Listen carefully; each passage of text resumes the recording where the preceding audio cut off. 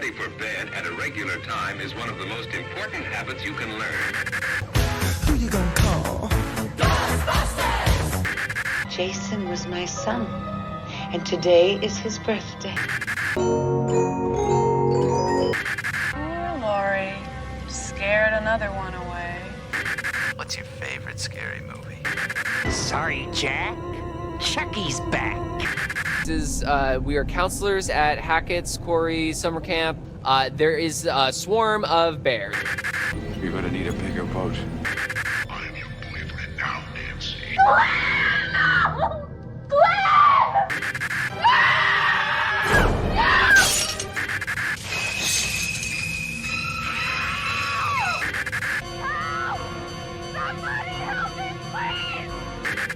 Most people are so ungrateful to be alive, but not you.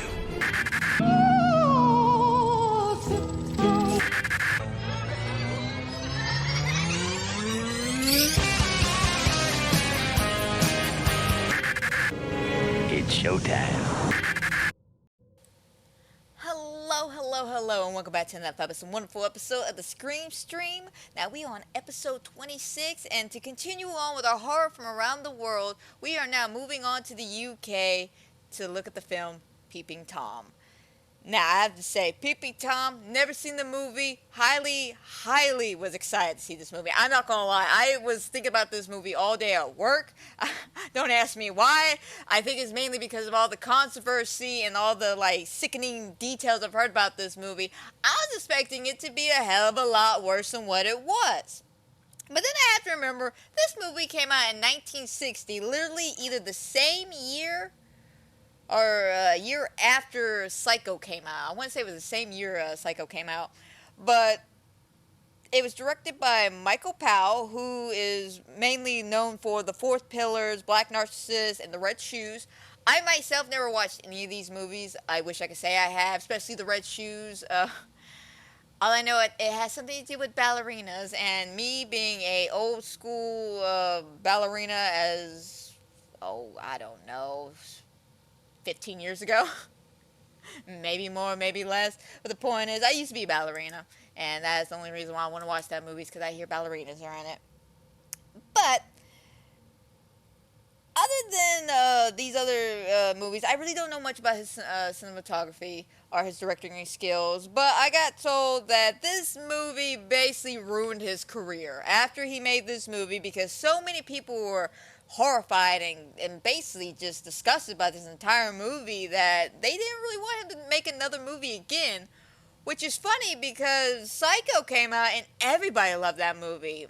I don't know, maybe it's because in America we respected Alfred Hitchcock a lot more than the UK did with Michael Powell. I don't know. I find that weird because the fact that technically Psycho feels much worse than this movie. Granted, the theming of this movie is a hell of a lot worse than Psycho, and we'll get there when we get there.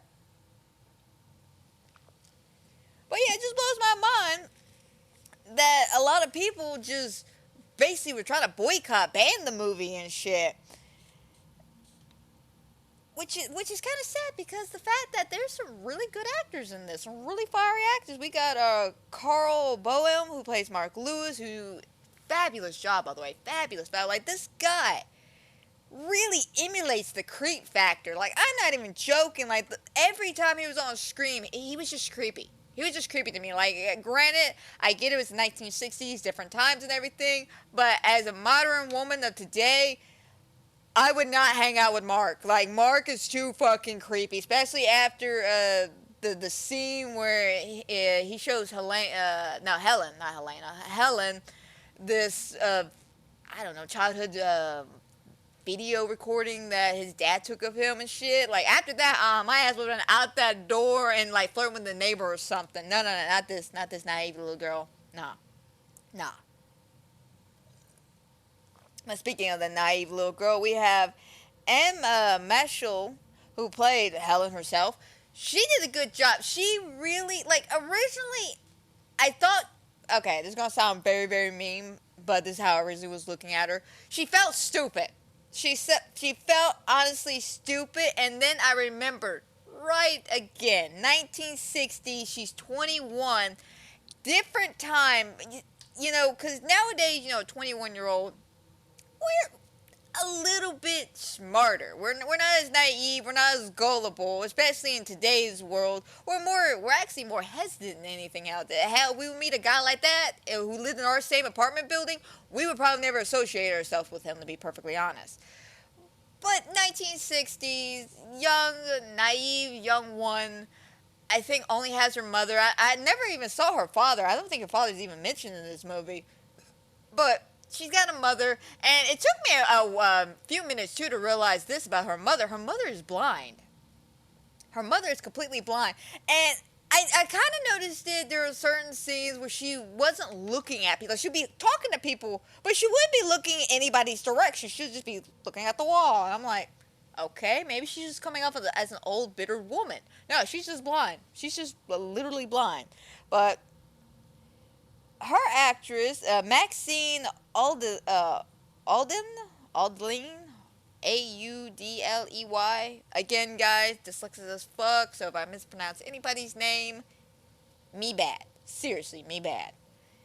But Maxine, she did a terrific job kind of playing a creepy blind woman. Now, I will say there were some certain moments when it came to Maxine's character that kind of, it was like weird.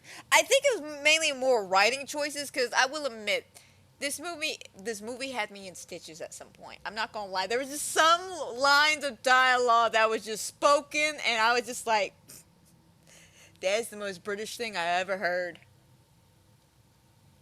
Like, I'm not even joking.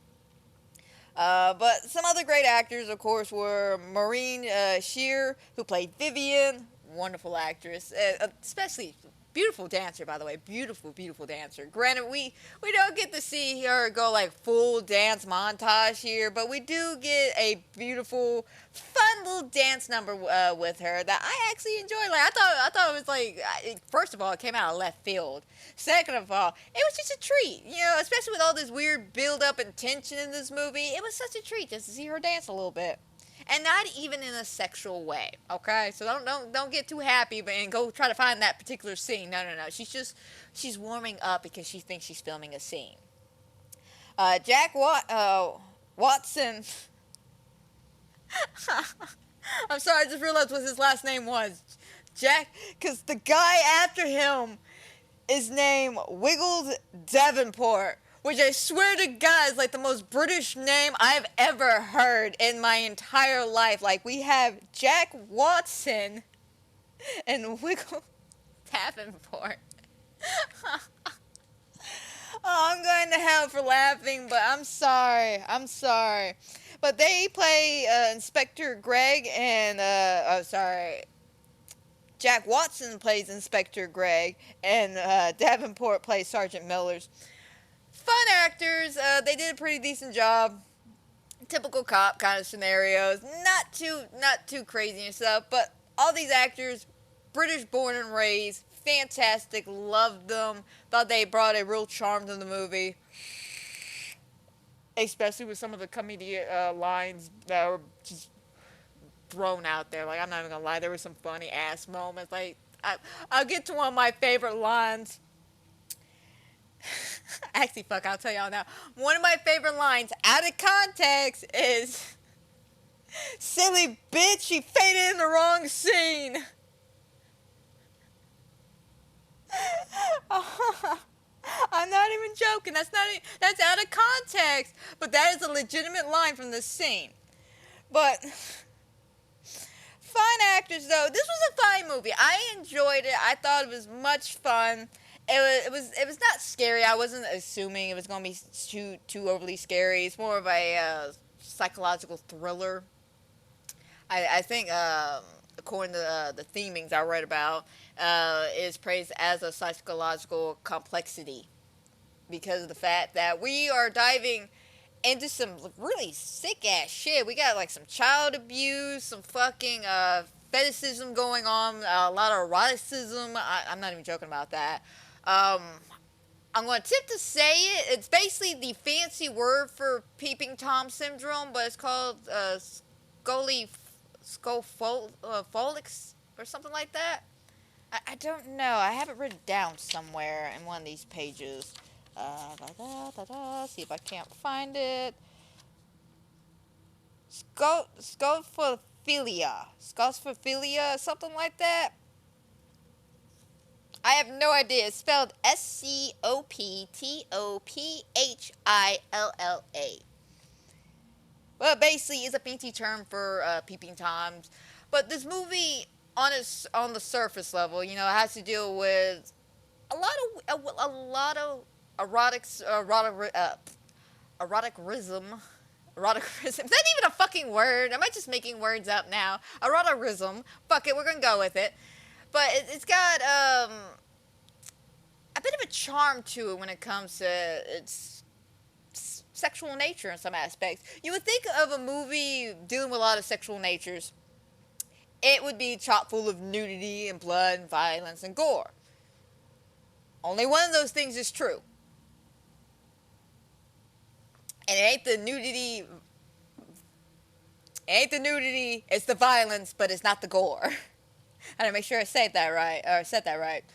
But yeah, there's very little nudity. I think I saw one titty shot, just one, and it was a weird titty shot too, because we'll look at her at one angle and she looks completely covered up, and then we cut to another angle and we just see like half a titty just hanging out, like half a nipple. I'm just like, that was weird.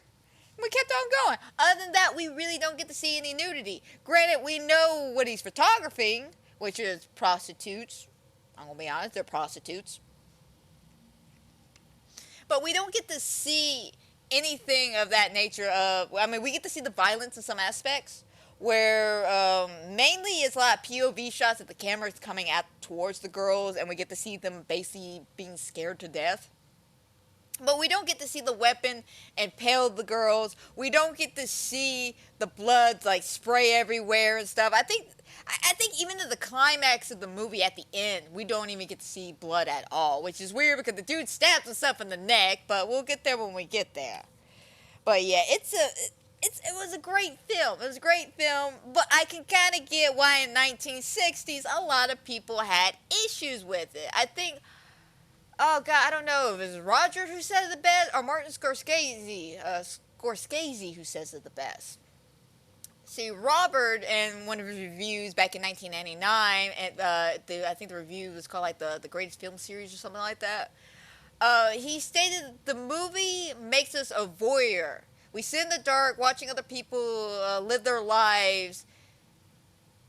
It is the bargaining of the cinemas that strikes with us. Although most films are too well behaved to mention it, so on and so forth, but basically, he is right. This movie, in some aspect, makes us kind of the voyeurs to watching Mark's crimes. Because again, we got all these like interesting POV shots of the girls dying. We're actually at several points watching him film. I think like one of the girls being taken away in a hearse at one point, where him filming the police investigation. Like, we're watching this all through his perspective, through the camera's perspective, if that makes any sense. That's like two perspectives in one. But it's the best way I can describe it, because we're watching him film while we're watching the film that he's filming. Again, very confusing, my bad, but it's just a POV shot of the camera.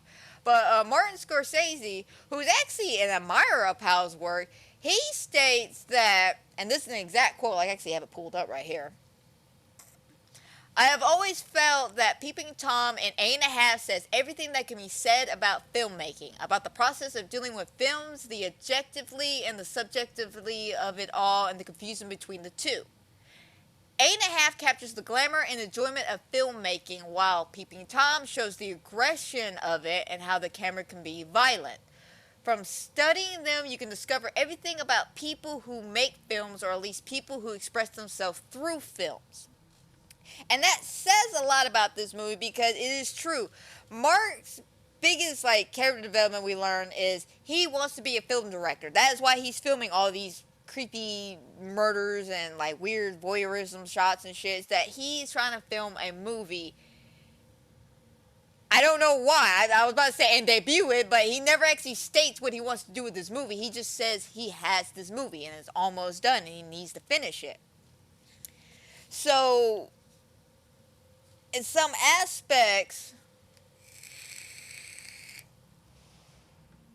we never get to understand the full conclusion of why. Like, to a degree, we do find out, a lot of this has to do with childhood trauma, especially towards his dad and how his dad treated him and shit. We'll get there when we get there, kind of bullshit, yada yada yada.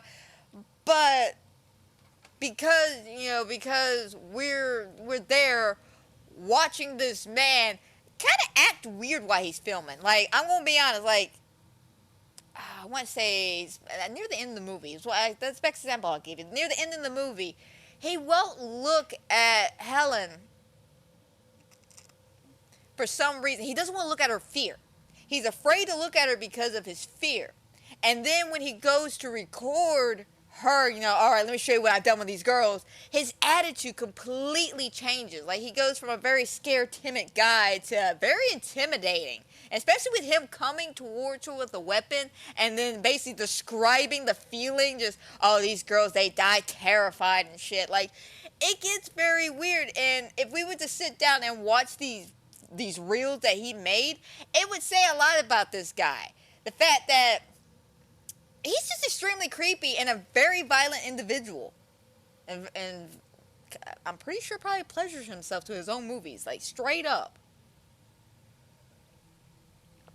I mean, hell, people actually compare the deaths of this movie to phallic symbols. The fact that these women are ladies of the night, prostitutes, and he's killing them with almost like a tripod in a way. Like, he's got a little tripod stand. And for some fucked up reason, I never understood this. I even noticed this, I want to say, in Halloween Resurrection. Why on earth do you have tripods that are fucking pointy as shit? Like, the only thing I can assume is, you want to get a shot, so you stake that bitch in the ground or something. But I see no real other reason to have a sharp ass pole at the end of a camera. But this motherfucker makes it work. But yeah, it's a very controversial film. I think even Paul Wells himself said that this film deals with the anxiety of the British culture regarding sexual repression, voyeurism, pleasure, and perceived violence. Because, like I said, there is no blood, no actual deaths. Hell, there's not even like a shocking body reveal. When we see the aftermath or anything like that. We don't even get to see that. I think we only get to see two bodies, and one of them's already draped, and the other one is from like on a far angle. So we don't even get to see the brutality or whatever the fuck he did. Now, we do get to hear that these girls, when they died with the look of fear of God in their face. Like, even the cop describes it as something he's never seen before, because I'm gonna be honest, I've never been in a life and death situation, especially with other people, so I don't know what the look of fear is. And don't get me wrong, I've been scared, I've been terrified, but I've never looked around a room of crowded people and seen everybody have that look of fear of God on them. And whatever these women saw, which is eventually told to us by the end of the movie, it literally scared them to death. Like, whatever they died, that's just what their face looks like. And I can only imagine what half their faces look like. But yeah, overall, it might have been a controversial movie at the time. I want to say now it has a bit of a cult following. Which, if it doesn't, make it a cult following, because it's a really good movie. It's really good. It's fun in some aspects. Like I said, there's some funny ass lines, some weird lines. I don't know who decided that some of these lines were okay, but you know what? It fits the movie. It fits the themes. It really does. But let's go ahead and just hop straight on into this bad boy, because this was just a fun movie to watch. So one of the first things is when it opens, of course it opens on the eye of a woman. Looking kind of fearful, shocked even. And the reason why I find this shot in itself kind of interesting to talk about is the whole, the old saying, the eyes are the windows into the soul. And even Tom says it at the end of the movie that when these girls look at themselves, their version of death is seen upon them. Like, again, I'll explain a little bit more when I get to the ending, 'cause I don't want to ruin the ending. Which, by the way, guys, spoiler alerts. I know I'm always very late explaining spoiler alerts, but at this point, fuck it.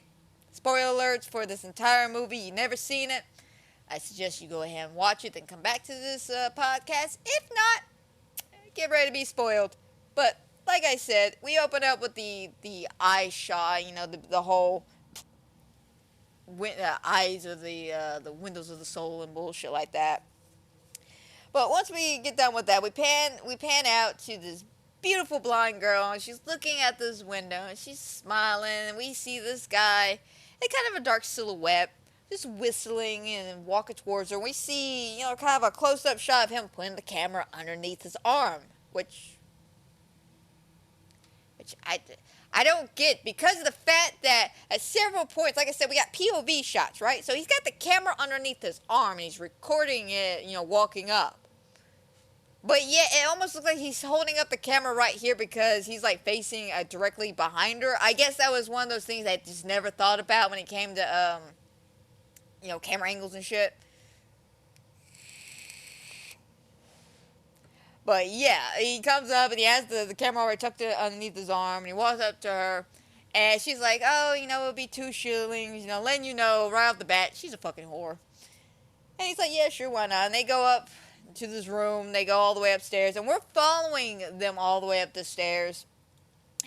And again, this is like a really nice, creepy POV shot, because again, we don't know that this is Mark. We have not been introduced to Mark.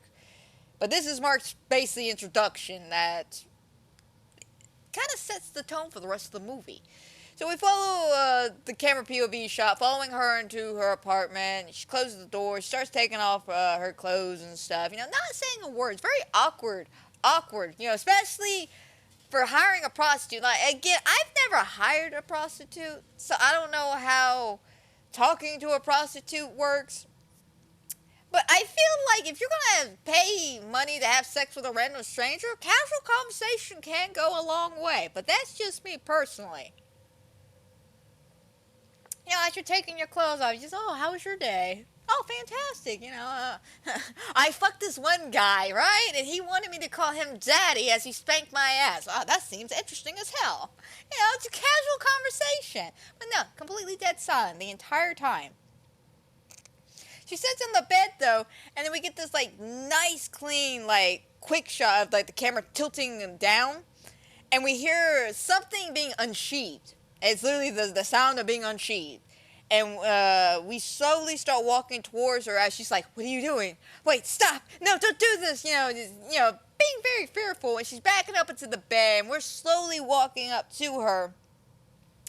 And something I noticed as well, as we're walking towards her, we get this glimmer of, something reflecting off of a surface onto her, reflecting light. And it's not there the entire time, but it's just enough to be noticeable that, I think even Helen brings it up later on in the movie. But yeah, we end on that beautiful, beautiful opening right there with her screaming, and we go to a nice fade to black, and we got this beautiful credits and score, which, god damn, I should have wrote down the name of the composer, because I'm gonna be honest, it was the best horror score I've ever heard. So far, I'm still a sucker for the guy who did the composing for Tale of Two Sisters. That was just a beautiful, whimsical horror score. This one, of course, is 1960, so there's a lot of piano, high-pitched going on and shit. It ain't bad, and I will say, though, there were some times where I thought the music was a little jarring. Not uncomfortable, just jarring. Well, we come back to the movie. We're on the next day, and, of course, they're bringing the body out. Excuse me, what? Sorry, I had a burp right there. But they're bringing the body out, and Mark's still filming, by the way. He's still fucking filming, being super weird and super creepy. And he's filming, and while we're filming, we cut to this guy who's standing in a doorway, and he's drinking tea. This is the most British thing ever. He's drinking tea. This woman walks up to him and goes, Oh my God, what happened here? Murdered. One of the girls. Sad day. I'm sorry. For me, I thought that was the funniest shit in the world. Cause I'm like, who the fuck talks about murder in such a casual way on the streets? Like she like, what happened? Murder. Like literally sipped his tea. Almost reminds me of that meme that I love so much, where it's Judas and Jesus, just Jesus, yes my child, I bring you myrrh. Oh, murder, Judas. That's literally what it felt like to me. But he says it was murder, and that was one of the girls. And then we cut back to Mark, and he's still recording and shit. And the guy in the doorway sees this, and he's like, "Hey, bro, what newspaper do you work for?" And he's just like, it doesn't matter. And he's like, it's kind of weird because it's almost like this excites him. And that the dude is bothering him, and he's trying to pretend like he doesn't exist because as he's talking to the dude, he's like trying to move past him so he can continue on recording. And again, this is probably part of the voyeurism that he likes to fantasize about and shit, you know, watching it from beginning to end. So I feel like Mark not only has a voyeurism complex, but he does have like a completionist complex where he's got to finish something that's already been started. Now, unfortunately, as we learn as the movie progresses, this all has to do with his father. This all has to do with his father. So after we get this very long and nice shots of him recording them putting the body into the hearse and driving the hell off, we then cut to him going into originally I thought it was an adult store because there's like naked women everywhere. And one of the first things his boss says to him is, what magazine sells the best here? The ones with the girls on the covers and the girls with the least amount of covering. Exactly. So originally I thought it was a kind of adult store. Nah. It's just a convenience store. I don't know what y'all were doing back in 1960 in the UK. But I've never seen a store like that. Like, it's like... We're just going to continue on. We're just going to... We'll get there when we get there. So... You know, he comes in and, you know, they had that little conversation with his boss, you know, about, you know, what magazines sell. We didn't get this man come in, right? And he wants a New York Times and a newspaper. And as they're checking him out, dude kind of leans in and he whispers, he goes, "So do you have any portfolios?" "What do you mean portfolios?" "You know, "Oh, you mean these?" And he pulls out a book, like a legit black book. And the dude starts going through, and it's rather obvious. It's of burlesque girls or nude-like girls. I don't know if they're fully nude, partially nude, or how these photographs are, because it's not like we zoomed in on them. But it's rather obvious that these are basically half-naked girls. This is their idea of the Playboy Bunny magazine right here.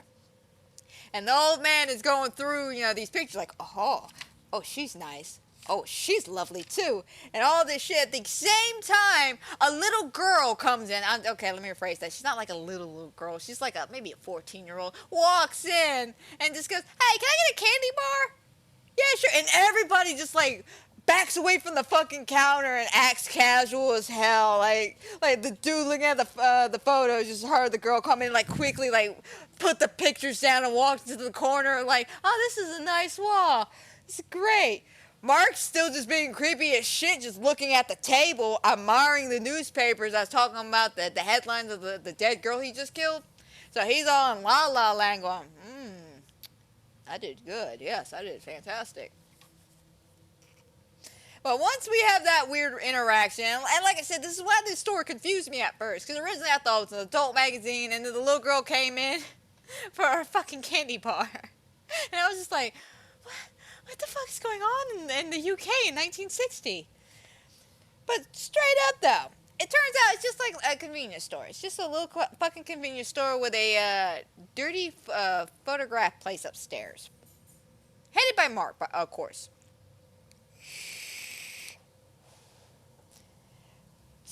little girl leaves, though, like I gotta explain the rest of this scene. By the way, this scene, I had to pause to make sure I was reading this correctly. Like, this is how stealthy these motherfuckers are.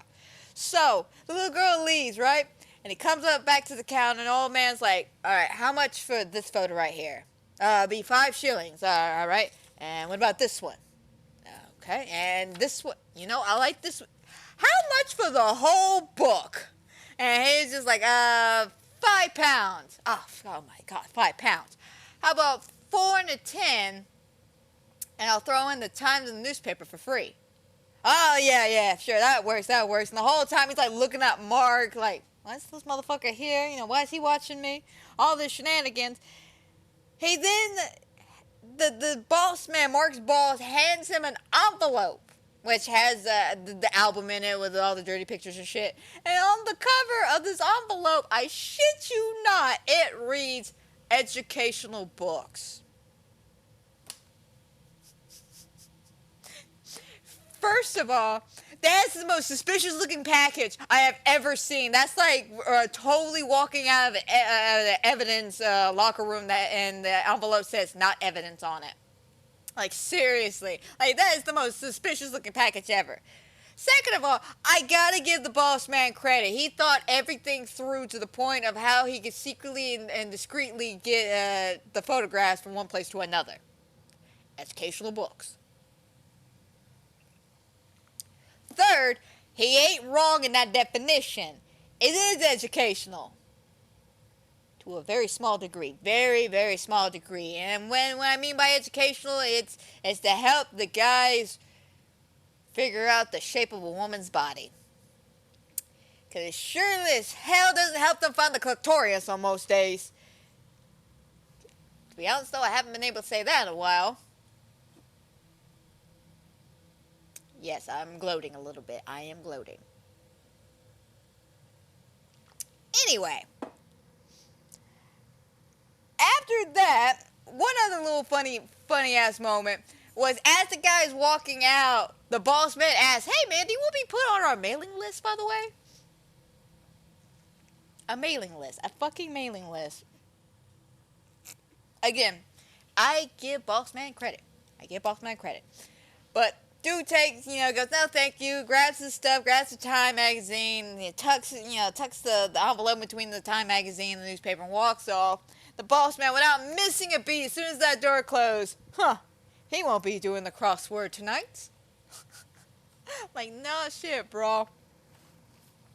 So we go upstairs with Mark, and and there's already 2 girls up there. One girl we know as Millie. The other girl, I don't think we caught her name. If we did, I didn't catch it. But Millie a cute girl. I'm not gonna lie, she was a cute girl. But she's all getting ready. They're gonna do some dirty photography right here, and she, all right, come on, Sonny, make us famous here. And she takes off her robe, and she's wearing this cute little sexy lingerie piece, and she's getting all in position and shit. And she's having a casual conversation with the girl, and I shit you not, this is the conversation they have. "Oh, did you hear about the girl that was murdered last night?" "Yeah, I did. That's tragic." "I know. I was almost murdered too myself." "Really? What happened?" "See, I was out with my boyfriend last night. I'm getting married in a month, by the way. And the trouble is, my fiance caught us."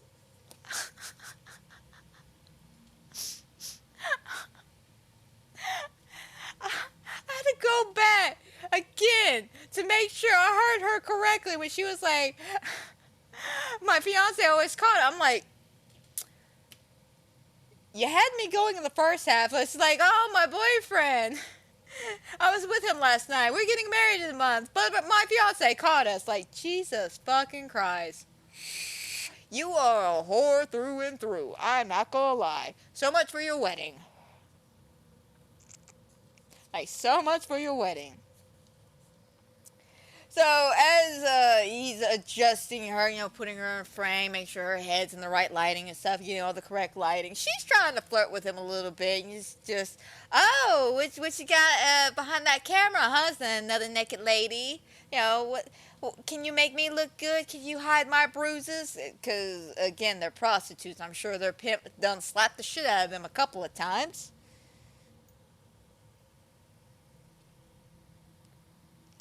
But she's trying desperately to flirt with him, and he is just short. Like, I'm talking about straight up short. Just, oh, what do you have behind there? I'm just adjusting. Well, what do you do for a living? I take photographs. Of this? No. Just like completely short. Like, he's just, this is business. This is all business for him, right? Once Millie gets done, she goes, all right, dearie, you're next. And it's the other girl who's been standing in this room this entire time, looking out the window smoking a cigarette. And we only get in half her face. And she's just like, oh, I don't know, you know. And Mark, not sure what to do, looks at Millie. And Millie's like, oh, you must forgive her. This is her first time. Come on, darling. You know, this is what we want. And she turns around, and half her face, not like her full face, let me rephrase this, half her lip is fucked up. It looks like someone, like, punched her in the face, and it's all swollen. It's got, like it looks all busted up and shit. I mean, hell, it could have happened when she was a child or something. I don't know. It's all scarred up, though.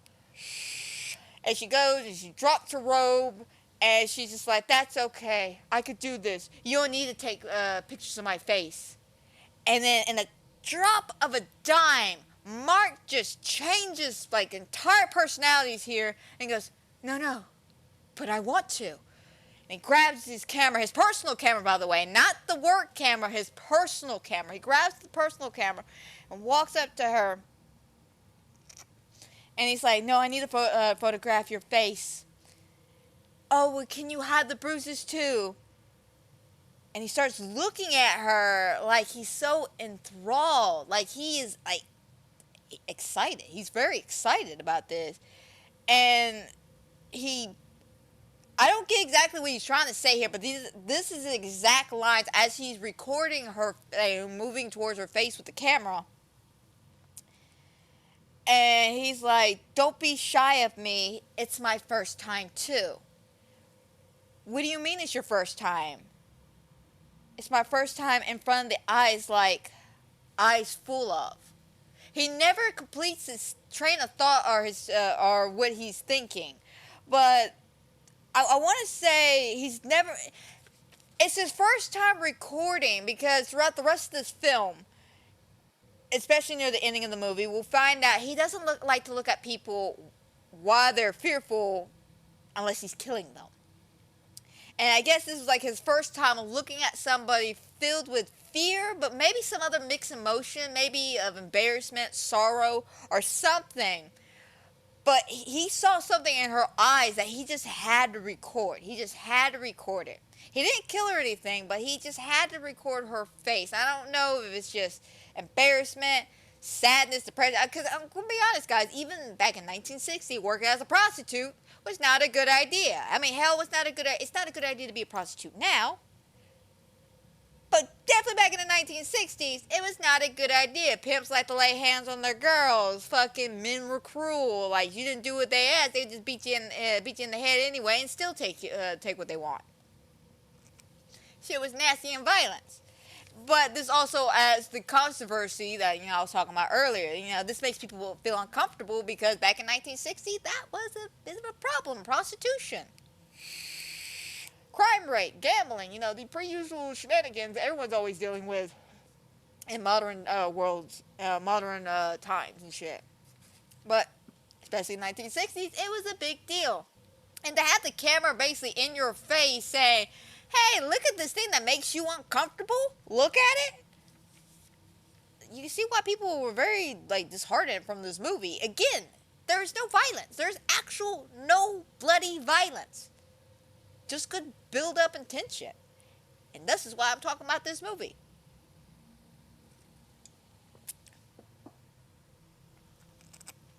But after we get that kind of interesting character development from Mark, because again, like I said, you notice throughout the first half of the conversation, especially with Millie, he's all professional, short, one answer, quick and clean. When he starts filming the other girl, though, that's when a bit of himself comes out. A bit of, his eroticism towards the situation. But after that, we then cut to Helen, who's celebrating her 21st birthday. And she's this cute little redhead girl, so adorable. And again, I thought originally she was stupid. Like, I'm not gonna lie, I thought originally she was just stupid. Because the fact that Mark, oh, hang on a second. There you go, Corky. Sorry, I had my dog in my lap, and he was trying to get down. But, Mark gives off several red flag vibes repeatedly throughout this movie, and she's just so intrigued, so enthralled by him that she's just got to know more, even though she is terrified and horrified. It's like family opera all over again, like, oh my god, you kidnapped me, and your face is hideous, and now you're threatening to kill me. Oh, please love me. Yeah, it's one of that bullshit. It's literally one of that bullshit. But, no, she ain't stupid, she's just naive, because I'll be saying this a lot, as you probably noticed, 1960s. Girls back in 1960s, especially young 20-year-olds, weren't that bright. I'm sorry, not sorry, I'll say it. You weren't that bright because women back in the day didn't really have much to stand for back in the start of the 1960s. I'm not gonna lie. Like, we were slowly marching somewhere, we were slowly going somewhere, but women were still treated as these fragile little flowers that just need to be sheltered and protected. So a lot of parents, especially, the fact she's 21 now, so that means she was probably born in the 40s? Maybe late 40s, early 50s? Helen was. So, yeah, her mother kind of sheltered her a little bit, so a lot of the creepy red flags doesn't really set off on her. Now, what's fucked up is that her mother is aware of these red flags. Her mother sees these red flags. Her mother even warns her about these red flags and tells Mark to stay the fuck away. But yet the mother never straight out tells Helen, hey, stay the fuck away from Mark. She tells Mark to stay away from Helen, but she doesn't tell Helen to stay away from Mark. Which kind of bothers the shit out of me.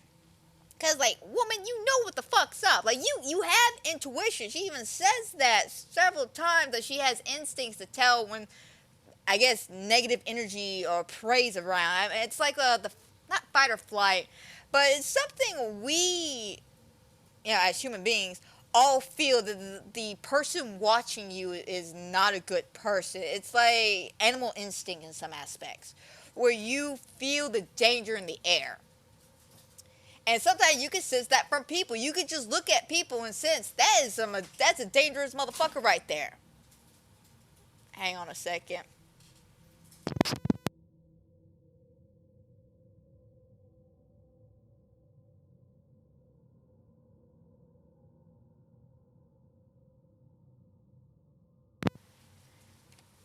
Sorry about that. Aries was now fucking with Corky. I had to stop him because Aries is a golden lab retriever mix, and Corky's a chihuahua. Big dog, little dog. They ain't gonna end well. So I had to separate them real quick. Anyway, we're at her 21st birthday party, though. And the mom's sitting there. Of course, they're like, oh my god, you must be so proud of your daughter, And mom's like, whatever. And I originally just thought she was a cold, bitter woman. Nah, she ain't cold or bitter. She's smart and she's blind. And it took me about halfway through the movie to realize that she was blind. And I feel kind of stupid about that. But there was no rather obvious factors that she was blind, except for one little small detail. And that was the actress, Maxine, when she was delivering her lines, talking to somebody, she wouldn't look at anybody. Like, you'll notice throughout the movie when she's talking, especially to her daughter, she just stares at the wall. She's drinking and she's just staring at a wall. Were a few occasions, I want to say, she looked in someone's general direction, especially talking with her daughter. I know at one point she touches Mark's face and shit. But generally, she just doesn't look at anybody. And I just, originally thought she was just a cold, bitter woman and just didn't want to look at anybody. Nope, she's just legally blind. But after, celebrating the cutting the cake, Mom senses danger, and everybody turns around to the window, and there's Mark looking at the party through the window, and he's a little embarrassed and shy, so he walks in, and this little 21-year-old girl, she comes rushing on in. This so cute. This is so cute because of the fact that I don't think she's ever talked to a guy before, like, you know, kind of romantically in some aspect. I want to say there was like hints at her and her neighbor Tom doing something, but it didn't feel very romantic or anything like that. It felt very platonic. Like, okay, let me phrase that. It felt platonic on her end, and he wanted more, and she was just like, I'm not interested in you. I like the weird, creepy guy upstairs. I'm not gonna lie though. Mark is a cute looking boy. He's a cute young man. I can see why she was attracted to him, but as soon as he opened his mouth and started acting weird, that would have been my cue to leave him the fuck alone. But again, she's a naive young woman of the 60s, so she doesn't know these red flags, and her mother's not helping her by not saying anything until about halfway through the movie, and still doesn't even give her a good fucking warning. Just, I don't like him. He's weird. Well, what is it you don't like? He walks stealthy. That's literally one of her reasonings. He walks too stealthy. Like, woman, if you have a bad feeling, I'm going to say this. If you got a bad feeling about somebody, and I mean like the hair in the back of your neck standing up, you know, you're feeling like butterflies in your stomach, but it ain't like the good fun. I like this butterfly in the feelings. No, it's the, oh shit, yeah, it's that feeling right there, that burp right there. That's that feeling. But no. It's that feeling of dread. That feeling of dread in your stomach. If you got that feeling, tell someone. Especially if you got that feeling towards somebody and they're dating somebody you know, look at them and go, honey, I might sound crazy. I might be crazy. But this man, this woman, wrong vibes everywhere. It's called the vibe check, man. And that's what makes me a good friend. If they don't pass that vibe check, I will let you know right off the bat that they're not good. They're not good. Like, hell, my roommate, he's talking to this one guy, and unfortunately, he didn't pass my vibe check. Not that he's creepy or anything. He seems like a gatekeeper of Marvel movies. Like, the dude's really getting upset that Andrew's watching the Marvel movies out of order. Like, who the fuck cares if you watch them in order or not? Just, he's watching the movies. That's a big deal coming from Andrew. He don't watch Marvel movies. He don't like Marvel movies. He likes Guardians of the Galaxy, though. He said that's one of his favorites next to Iron Man. So, the point is, homie didn't pass the vibe check. So, and he has to talk about him since, so.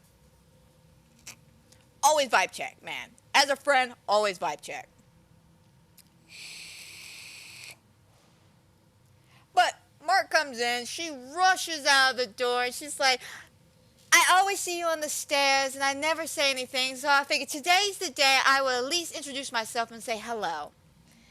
And, of course, you know, she's like, oh, I'm having a party, you're invited. And he's just like, nah, I got work to do, I got to finish my films. And she's like, well, once you get done, why don't you come back downstairs and whatnot. And, of course, you know, he's... All of a sudden he's shy. Just, no, work. I gotta do some filming and shit. And then Tom comes out trying to be the fucking cuck.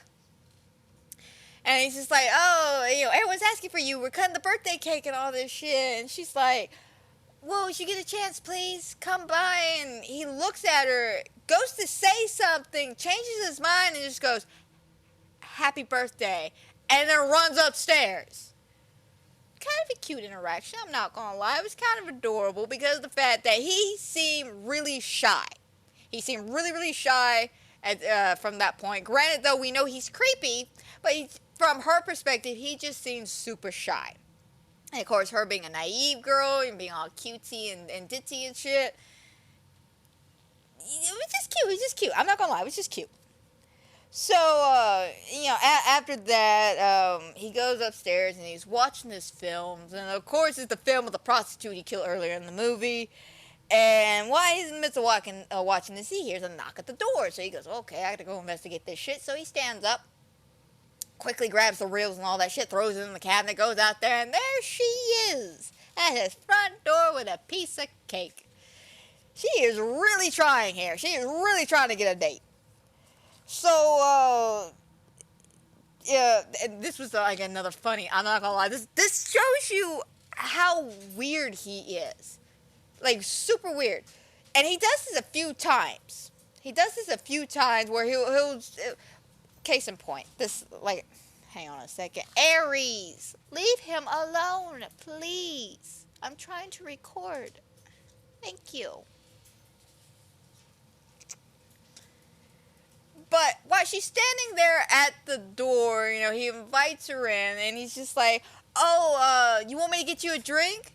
Yeah, that would be lovely. She comes in, closes the door. He's still holding the cake, by the way. He's still got the cake in his hands. He walks over to the table, looks at the table, and just goes, I don't have a drink to give you. I just thought that was so funny. Just, hey, you want a drink? I don't have one to give you. But it just shows you how weird he is. Like, and later on, you know, he asks her, you know, hey, you know, what are you doing tomorrow night? Oh, I'm free. I hope I'm free too. It's like weird shit like that, where it kind of tells you a little bit about him, where he wants to tell her the truth about something, but he can't. A case in point, like I said, he wants to be polite and give her a drink because that's the polite thing to do when someone comes to your door with a birthday cake, or at least a piece of cake. I mean, hell, I would give you a fucking whatever the hell I had to drink. You brought me a piece of birthday cake. I'm not gonna lie, I love birthday cake. But because, you know, he doesn't have a drink, he's honest with her. Well, I don't have a drink to give you. Well, I'll take some water. You know, host is down there drinking water. You know, looks a little weird. Oh, what about milk? I'll give you milk instead. And he, you know, gives her the milk. And why they're, you know, having this night, I'm gonna be honest, nice casual conversation. Like, it's like a normal ass conversation, just getting to know each other. You know, turns out he's the landlord of this house. His dad actually owned the house and then gave it to him, but because he can't afford it, he rents out the rooms. And of course, they're cheap ass rooms, very, very good rooms. And he explains that he works in film. Not just the creepy little films we have been seeing, but he actually works on a movie set, and he works, I think, with the photography and the camera works and shit. And basically, his whole dream is to become a director. He wants to be a director, and she, of course, she's just beyond smitten with him at this point. She's like, oh my God, you work in film? You want to be director? Oh my God, I love you. Okay, she doesn't say that, but that's what it feels like. That's what it feels like. But she asks him, hey, do you mind if I see one of your films? And he's a little hesitant at first. He's like, I don't know. I don't know. I really don't know. And she's like, oh, come on, you know, it's my 21st birthday, and it would be a really nice birthday present that you can give me. And he's just like, you know, I've never given a 21st birthday gift before. Why not? So he takes her to this next room, and this next room, of course, is his film room where he has all the chemicals for the old-fashioned reels he has, and all the different cameras he has set up. And I'm gonna be honest, it's a badass room. He even has a chair with his name on it. It's fucking badass. Like, it's a nice little dark-ass room. But he goes in, and he starts showing it off to her, and of course, she's just, and she even makes a mention that she doesn't understand any of this. She's like, all this technology and shit just confuses me. Like, I don't understand it. And he's just like, oh, it'll be fine. So, what film do you want to show me? Well, I don't know. What do you want to watch? Well, what was the film you were watching? So, she gets up.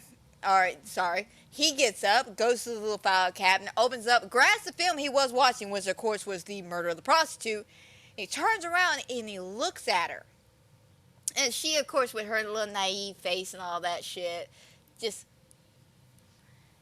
He changes his mind, puts the other reel back, grabs something else, and then gets it set up. Now, one of the things that caught me about that particular moment when he looks at her face is her naivete. And I want to say something I noticed about him is that he only goes after, what's the word I'm looking for? Starts with a P. Promiscuity, I think. Promiscuity. He kind of goes for like women of, not class, but like women of the world. Women who've been around the block. Women who, you know, are into the scene, you know, compared to Helen, who's very innocent. She's probably still a fucking virgin at this point, to be perfectly honest. She comes off as a virgin. But it's a weird contrast because of the fact that he's going after, you know, the ladies of the night, these whores, you know, dirty women of the world, as somebody in Criminal Minds would put it. But not her. Not this sweet, innocent woman that's sitting right in front of him. Now, I want to say the reason why he didn't want to show her the film, and he even states this at the end of the movie, is because he doesn't want to see her fearful. If he sees her fearful, he's going to have to record it. And once he records it, he can't stop. So he grabs his other movie, and he puts it in, and he starts playing it, and it's of a little boy. And, of course, we see that weird reflecting light again that we saw in the first murder. And she's like, well, who is this? Oh, this is me. And who's recording this? Oh, my father is. Well, why would your father do something like that? And then we see him, you know, him as a child, you know, wake up and he's crying. And she's confused. She's like, oh, what happened there? Did you have a nightmare? Like, you know, what was going on there? And then we didn't cut to another scene of, you know, the dad recording the son, and the son's looking over a wall, you know, just kind of peering through. She's like, what are you looking at? And of course the dad, you know, takes the camera and leans over, and it's two people making out on a bench. And she's like, oh, hope you got a spanking for that, you naughty little boy.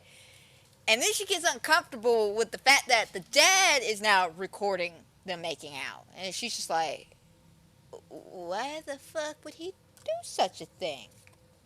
And then the next little movie reel is him back in bed, but his dad's throwing a lizard on him, scaring the shit out of him. First of all, I would like to make a mention the lizards are not scary, but I'm sure in the middle of the night, at like 2 o'clock in the morning, someone throws a reptile in your bed, it would scare the shit out of anybody. Like, I swear, like, you throw a fucking reptile in my bed, I don't give a shit if it's a fucking bearded dragon. You throw a reptile in my bed at 2 o'clock in the morning, those are fighting words, and I will beat your ass. Like, straight up, like, I don't care who you are. You could be my mother. You could be my best friend. You could be my fucking sister. I don't care. You could be my best online friend. I don't care. You throw a reptile in my bed, I'm gonna beat your ass. But, of course, you know, she don't understand this, but this gives us a little insight on our buddy Mark here. And Mark, as we see, has been traumatized by his dad. His dad is purposely traumatizing him to get a reaction so he can record it. And his dad likes voyeurism, so you know where he gets it from, where he got taught it, basically.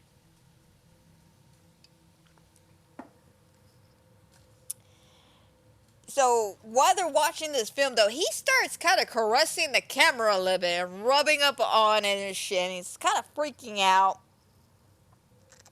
Because the next scene is literally of him crying, and it's his mother's death.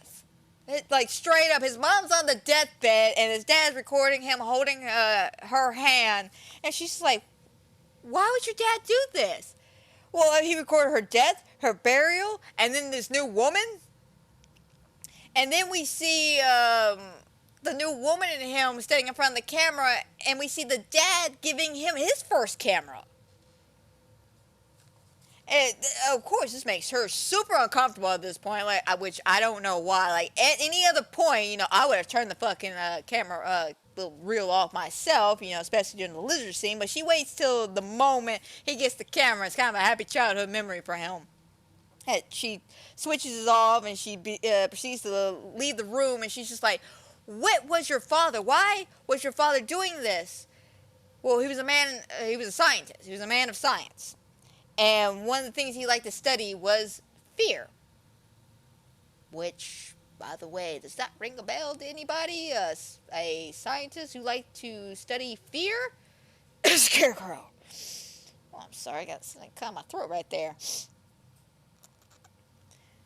But that's actually a true thing, though. By the way, there are scientists and doctors and shit who specifically study fear. And I really hate to say this, but a lot of movies, especially psychological movies, that have to deal with researching and fear.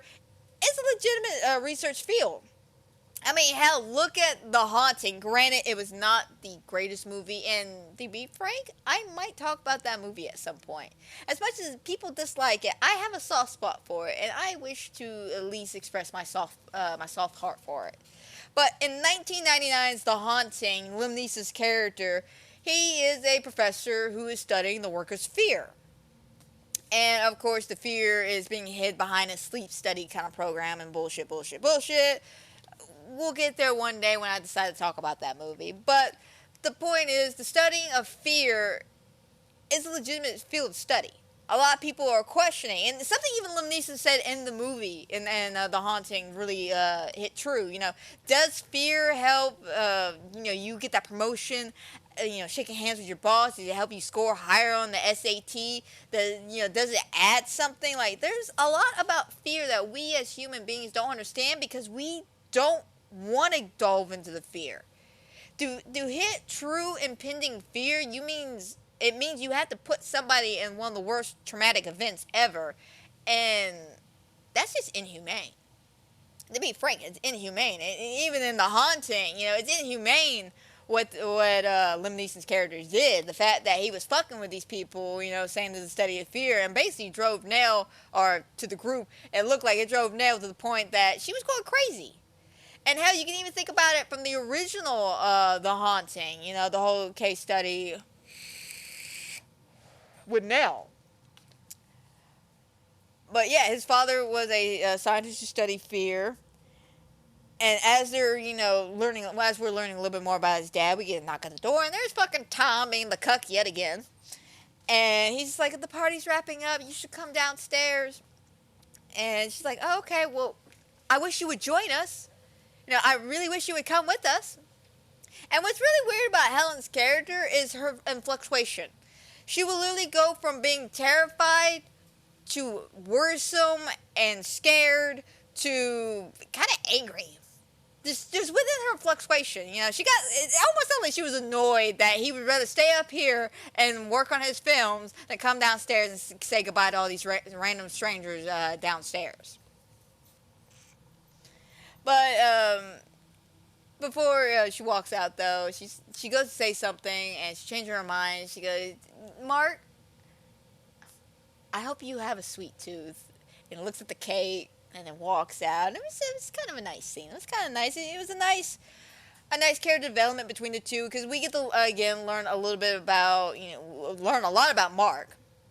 And, of course, we learned a little bit about Helen's character. The fact that, again, she's just so naive, and she doesn't know how to react to this. Like, she was watching this film of this guy that she's hanging out with, that she's got this crush on, being tormented by her dad, and he's acting super weird, caressing the camera and acting like it's his entire living, it's his entire reason to live. And yet, she still wants to hang out with him. She still wants to, I don't know, get to know him or some bullshit. Like, you would think, something else I noticed about Mark is that his entire time acting with her, it's not until about halfway through the movie that he even shows a slight interest in her. It almost looks like originally he invited her in, to look at the films because he was curious to see her reaction to this. See if she would be fearful, see if she would, have some kind of other reaction besides disgust by his father about what his father was doing. Because I guess because she says she works in the public library and works with kids, it probably kind of hit home to her when she saw that as a kid he was being tormented, and maybe she's seen something like that. I don't know. She didn't act like a normal person, though, that would be kind of scared of an individual that's kind of creepy like Mark. But after that, we go to the next day, and we're at a movie set. We're with Mark at his job, and we're watching this actress repeatedly do the scene over and over again where she's trying to faint. She can't fucking faint. And, God, how many takes was it? It was like, clip 96, take 59, or some bullshit like that. Oh, excuse me, yet again, man. I ain't gassy as hell today. I'm not gonna lie. But yeah, as we go through this movie and shit, we're seeing, Mark do his daily thing. They wrap up on this movie. And Vivian, the stand-in, she's like an understudy. She's getting ready to go. And they're like, hey, you want to come get some drinks with us? Oh, no. I got a date tonight. And she glances over at Mark, and Mark kind of nods his head like, yep, that's me. And then she goes off to go get dressed and shit, and Mark goes to go do whatever the hell he was going to go do. And originally, I thought this was a date thing. I thought it was going to be a whole setup to, kill her, get her back to the room, maybe Helen would catch him. Nope. She thinks they're going to go film a scene for a movie. And the scene in question is she's got to act scared. I'm like, okay. Alright, you got me on that. But I was confused at first, though, because of the fact that as she's getting dressed, she's got to sneak the fuck around. Like, she literally grabs her coat and she's hiding behind a wall. Security's checking the room, so she's got to sneak out and head down to stage E and sneak in, and the door closes, and basically Mark traps her in there. And he starts fucking with her a little bit, She's just like, Mark, where are you? Mark? And she begins to whistle. Because he ain't answering, so she starts fucking whistling. And then you hear Mark whistling the same tune she's whistling. And eventually, a spotlight shines upon her and envelops her face. And she looks up, she's like, oh my God, Mark, it's you. Oh my God, you scared me. And of course, he's just like, I'm sorry about this. And she's like, I'm just so worried that, we're going to get caught doing this. He's like, oh, well, I've turned the red light on. We got nothing to worry about. But what if they catch us? It doesn't matter if they catch us walking out, as long as they don't interrupt us while we're filming. Basically let her know it doesn't matter what the fuck happens once we walk out of this room. What matters is what's about to happen in this room.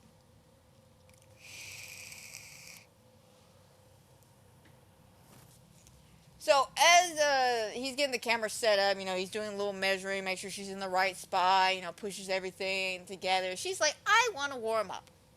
And he's like, go for it. Start warming up. So she proceeds to start dancing around and chit-chatting with Mark. Nothing really too big, just like, oh my God, you're really good, you belong behind the camera, oh, this is fantastic, I cannot wait to do this, she's all giddy and excited, and she's like dancing on the tables and jumping, off the table to a floor. The entire time, Mark's just moving the set around, he's grabbing like a trunk box and he's pulling it over, and she's dancing on the fucking like little pulley he's got going on.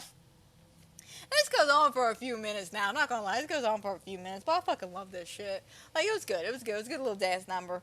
But once she gets done, and we get told, hey, what's this scene supposed to be again? Oh, me being fearful. I got you. She stands in front of this chest that's Mark's done pulled over. And she's like, so what am I supposed to do? How am I supposed to be fearful?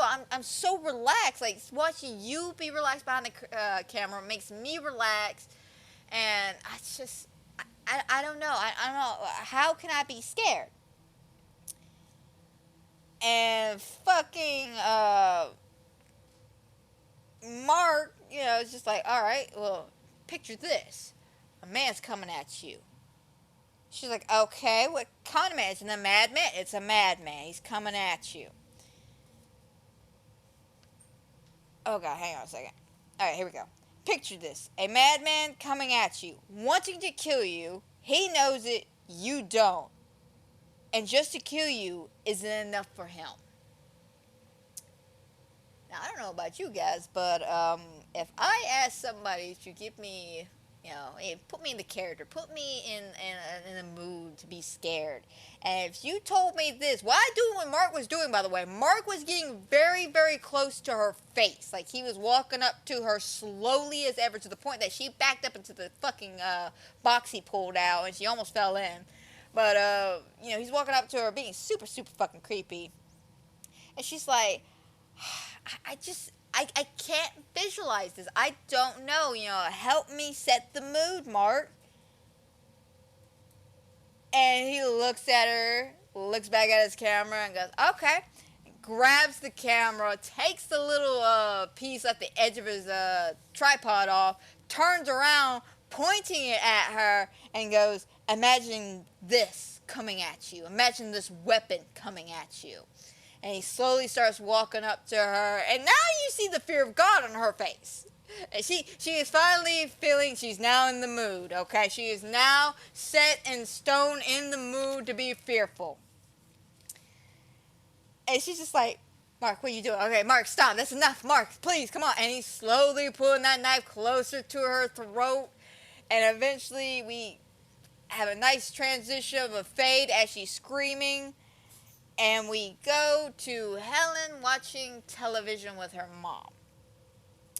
And, of course, she's chit-chatting about, Mark and how the mom doesn't like Mark. And she's just like, Mom, why don't you like Mark? What's wrong with Mark? He's too stealthy when he walks. A man like that should never be that quiet. First of all, woman, I walk quietly, okay? Does that make me a bad person? No, it just makes me a very tiny, petite person who knows how to quickly and quietly move around from one place to another. Like, you'd be surprised. One of my favorite moments I ever had of sneaking up on somebody was in college. I walked up quietly. There was like a group, it was like a teacher and 5 of my fellow classmates all talking to my drama teacher. And I walk up behind her. And the fucked up part was I had to go through her door, right? So I opened this door. She's standing right in front of me. I stand right behind her, close the door, and I'm just being polite and waiting for her to finish her conversation, thinking she heard me because this door clearly makes noise, right? You would think. You honestly would think. She goes on for about 3 or 4 minutes, finishes her conversation up, turns around, and I shit you not, I scared the shit out of her just by standing there. And she's like, oh my God, I mean, how long you been standing there for? I'm just like, I don't know, like 5 minutes? I didn't hear you come up. Bitch, I came through the door. Like, the fuck? But yeah, I've had plenty of moments where, people are having, like, I'll be in my bedroom and my roommate would be talking to me. And I have to go to the bathroom, so I would stand up, go to the bathroom, and I could hear Andrew come around and go, where the fuck she go? And then he'll hear me come out the bathroom. He's like, what the fuck? Like, how? How did you do this? Quickly and quietly. But still, though, Mom don't like the stealthiness. Knock it off, guys. Knock it off. So, because of that, Mom kind of gives her a heads up, just saying, I just don't like him. And she's like, well, I need to ask him advice anyway, so can I go up there and talk to him, please? And she's like, all right, just make it quick, though. Like, you got 5 minutes, because after 5 minutes, I'm going to be alone with this class. And if you come back in 5 minutes, though, I won't even finish this class. And, of course, she's like, all right, done deal, Mom. Yay for alcoholism. That's definitely how you treat your child. Just, you're going to break your mother's heart. Okay, go upstairs, talk to the guy I don't like. I'm going to drink myself to death. Unless you come back in 5 minutes, then I'll stop drinking. Like, damn it, woman. Your alcoholism is showing. But she goes upstairs, and Mark's already there. And they start chit-chatting a little bit, and he's like, I got something for you. And he pulls out a box, and she's like, what is this? Happy birthday. "Oh, Mark, you didn't have to." And she opens it, and it's this, I'm going to be honest, a nice brooch that was a dragonfly. She fucking puts it on and says, "Hey, I need some advice from you." And of course, he's all excited, like, "Oh my God, advice? I have never been asked for advice a day in my life. Sit down. Let me give you some advice." But in this scene, we learn that she's a writer. And again, she works at the public schooling, and she works with children, so she writes several short stories. A couple of them were published, but now one of her bigger stories is basically about a kid with a magic camera. Aries, calm down. But it's basically about a kid with a magic camera, and she needs advice from Mark about taking photos because they're saying that the children would not understand unless they have pictures and shit, picture books. And unfortunately, they don't think they could draw it. They're like, "I don't think we have the capability to draw any of these pictures." So that's why she's there talking with Mark to see if he can't capture some photos for her. And of course, Mark is all down for that. Like, he's just like, yes, I'm totally down. But I couldn't ask that of you. No, I insist. I would like to do this. Well, when do you want to talk about this? When are you free? And then again, this comes to that weird fucking dialogue I was talking about, where he's like, "Are you free tomorrow night?" Yes, I am. I hope I am too. Like, bro. Like, again, I can get why he said that because of the fact that he don't know if he's going to be free tomorrow night because he's killing some motherfucker tomorrow. So he's not sure if he's going to be free, so he's hope he's free. Otherwise, he's either been caught or he's caught doing a murder. Or, I ain't going to rephrase that. He either got caught or caught up doing the murder. One of the two. But after that, they set up to meet tomorrow night. So everybody's happy, everybody's in a good mood. So we cut to the next scene, and now we're back at the movie set. So, this is where the best line of the movie happens. This is the best line. I said it earlier, but I'm going to say it again. So, Mark has done put Vivian's body inside this blue chest. And they're refilming this scene because the director doesn't like it. He's like, it needs to be a little bit more comedic. We need some more comedy, some more ha-ha moments. So they're going to redo the scene, and she's supposed to, walk up, ask for a white chest, and then a red chest, and then a blue chest, and the cashier or whoever is supposed to get more and more frustrated as she keeps asking. It's all the same chest, it's just different colors.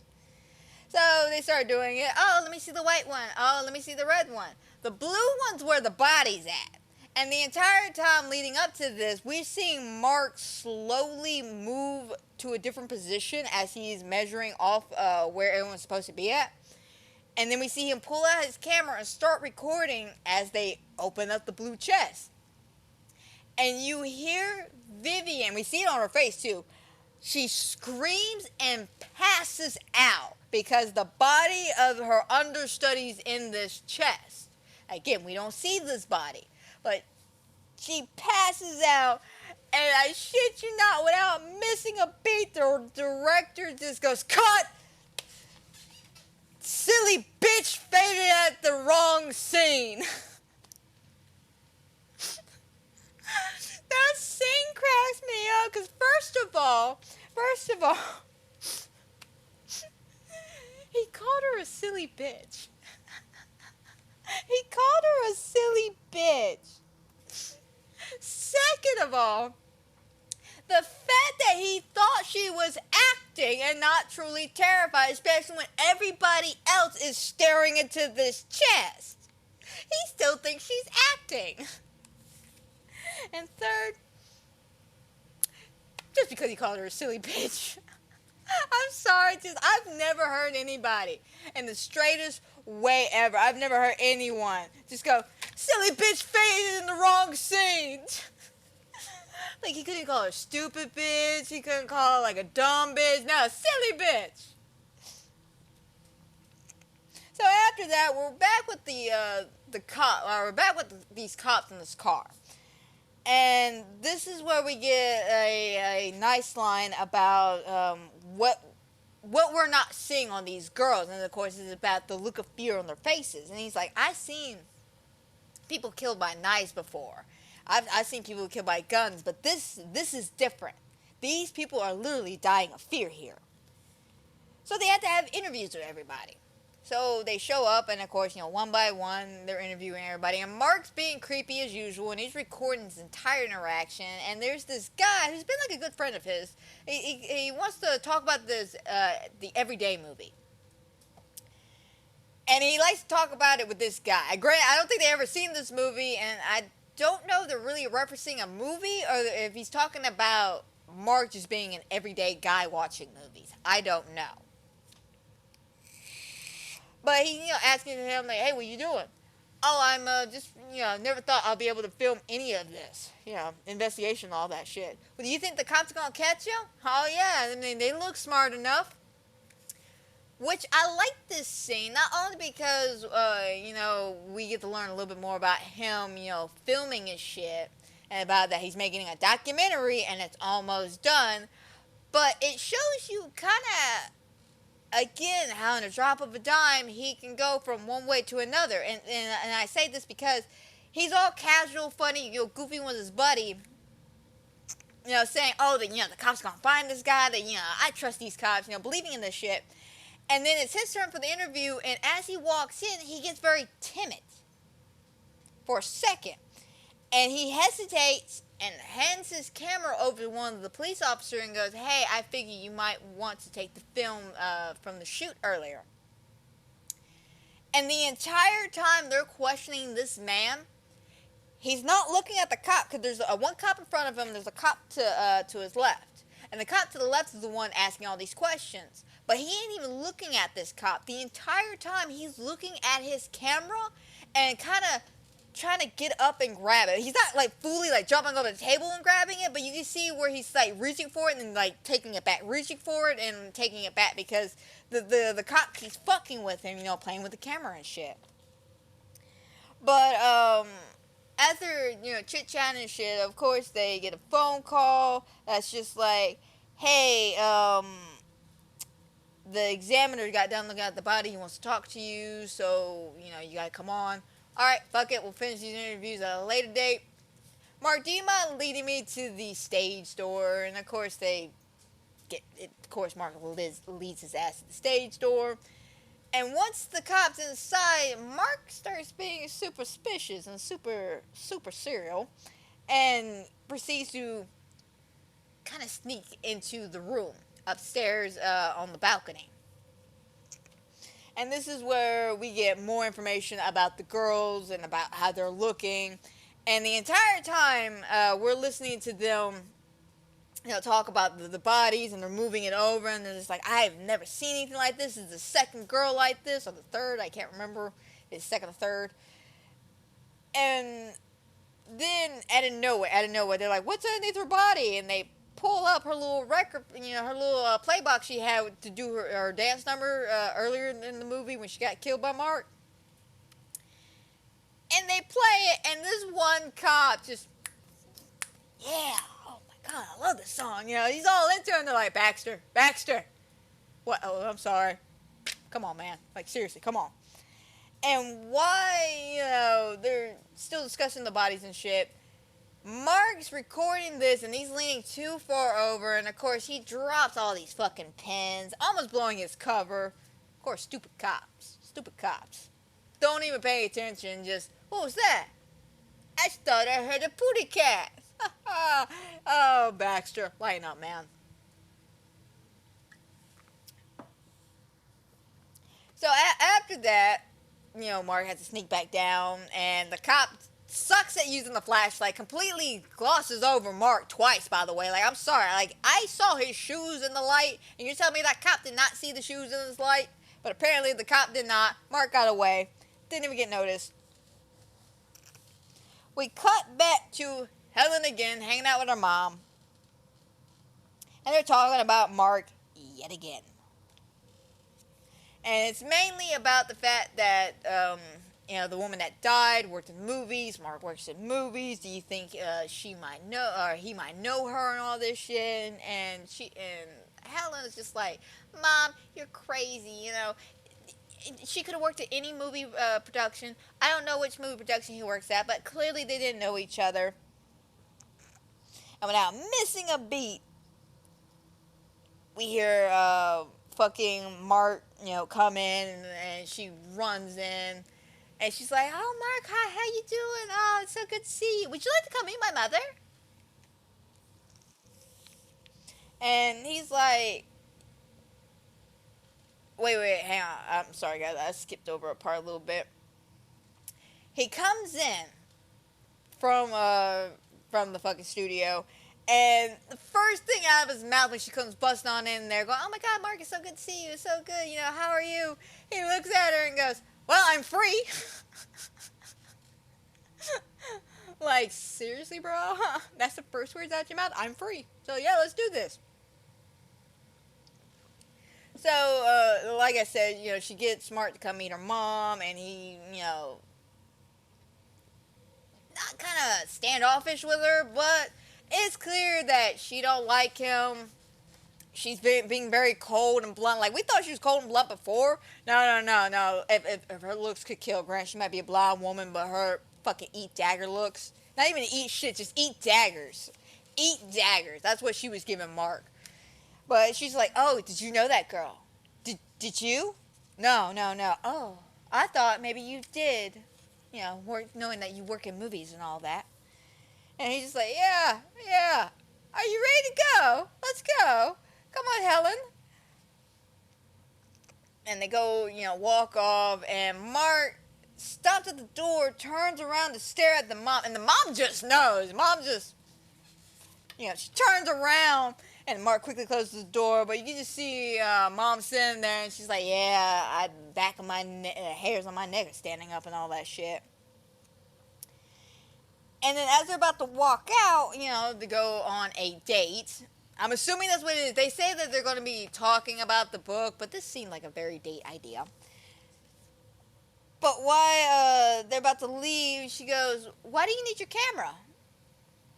Oh, it's just kind of habit of having it. Well, if you don't need it, why don't we put it up? No. You don't need to put it up. Well, why don't you go upstairs and put it up since you don't need it? Well, I mean, wait, what, do you not trust me or something? Alright, I trust you. And he hands her the camera. And, of course, she's all giddy and she's, laughing a little bit. Cause she's thinking, oh my God, he's actually listening to me. He's willing to stop being creepy and put the camera down and go on a date. Yay! She walks to this room and, proceeds to lock the camera up, keep it safe. And the room we're in happened to be his mother's room, the one that died. And, of course, she, Helen's just like, oh, I'm so sorry. What? Here, maybe I'm being too harsh. Maybe I'm being too, critical here. Take your camera back. And he's just like, no. You can go ahead and put it out. And this is something I like because we get to see Mark be that cool, chill guy like we saw earlier when he was talking to his buddy, about the cop investigation. And we get to see Mark kind of be pulled away from his voyeurism, especially by Helen. But after, we get done, Mark's kind of happy. He's actually smiling. This motherfucker's smiling. And you don't see that a lot in this movie. But he is smiling his fucking ass off. And they're talking about, where they're going. It's a restaurant down the street. And as they're chit-chatting, they see two people making out. Conveniently, I want to say it's Tom. It looked like Tom, the neighbor. But Tom was making out with some chick. And Mark just instinctively went for his camera. Didn't have it and kind of froze there for a second, and Helen comes up, grabs him and goes, so Mark, how far is that restaurant? Oh, it's just right down the block. Now it keeps on going. And they have a nice hour, dinner conversation, talk about everything. It's actually was really interesting to see him kind of be normal for a minute. Like, my thing is,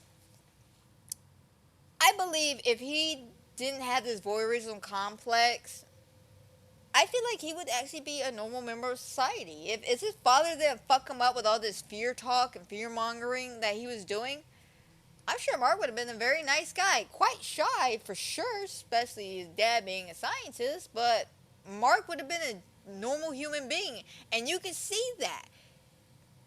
Just in a few scenes though, but you can see that he does have the capability of being a normal person.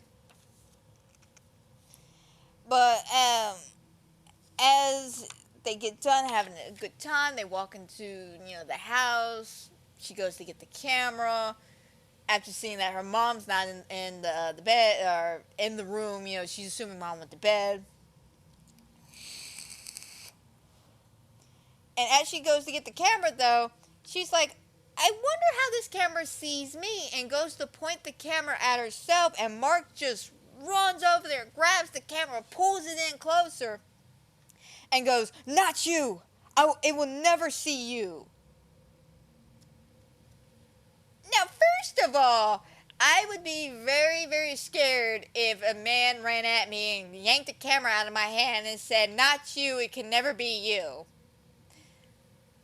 I would be scared. I honestly would be scared, especially after I asked that question. But it does show you that within this, these few small awkward interactions they have been having, from the conversation they had upstairs, about her book and her writing and shit. And, this dinner scene, you see, this is when he starts getting, maybe a little bit of feelings towards her. And again, the beginning of the movie, there's like no indication that he likes her until literally the whole book writing scene when he's all excited about giving her advice and shit. But I thought it was kind of nice that we did get to see a little bit of that character development of him kind of catching feels over here. He was kind of catching feels. Because if he didn't catch, to be honest, think about this.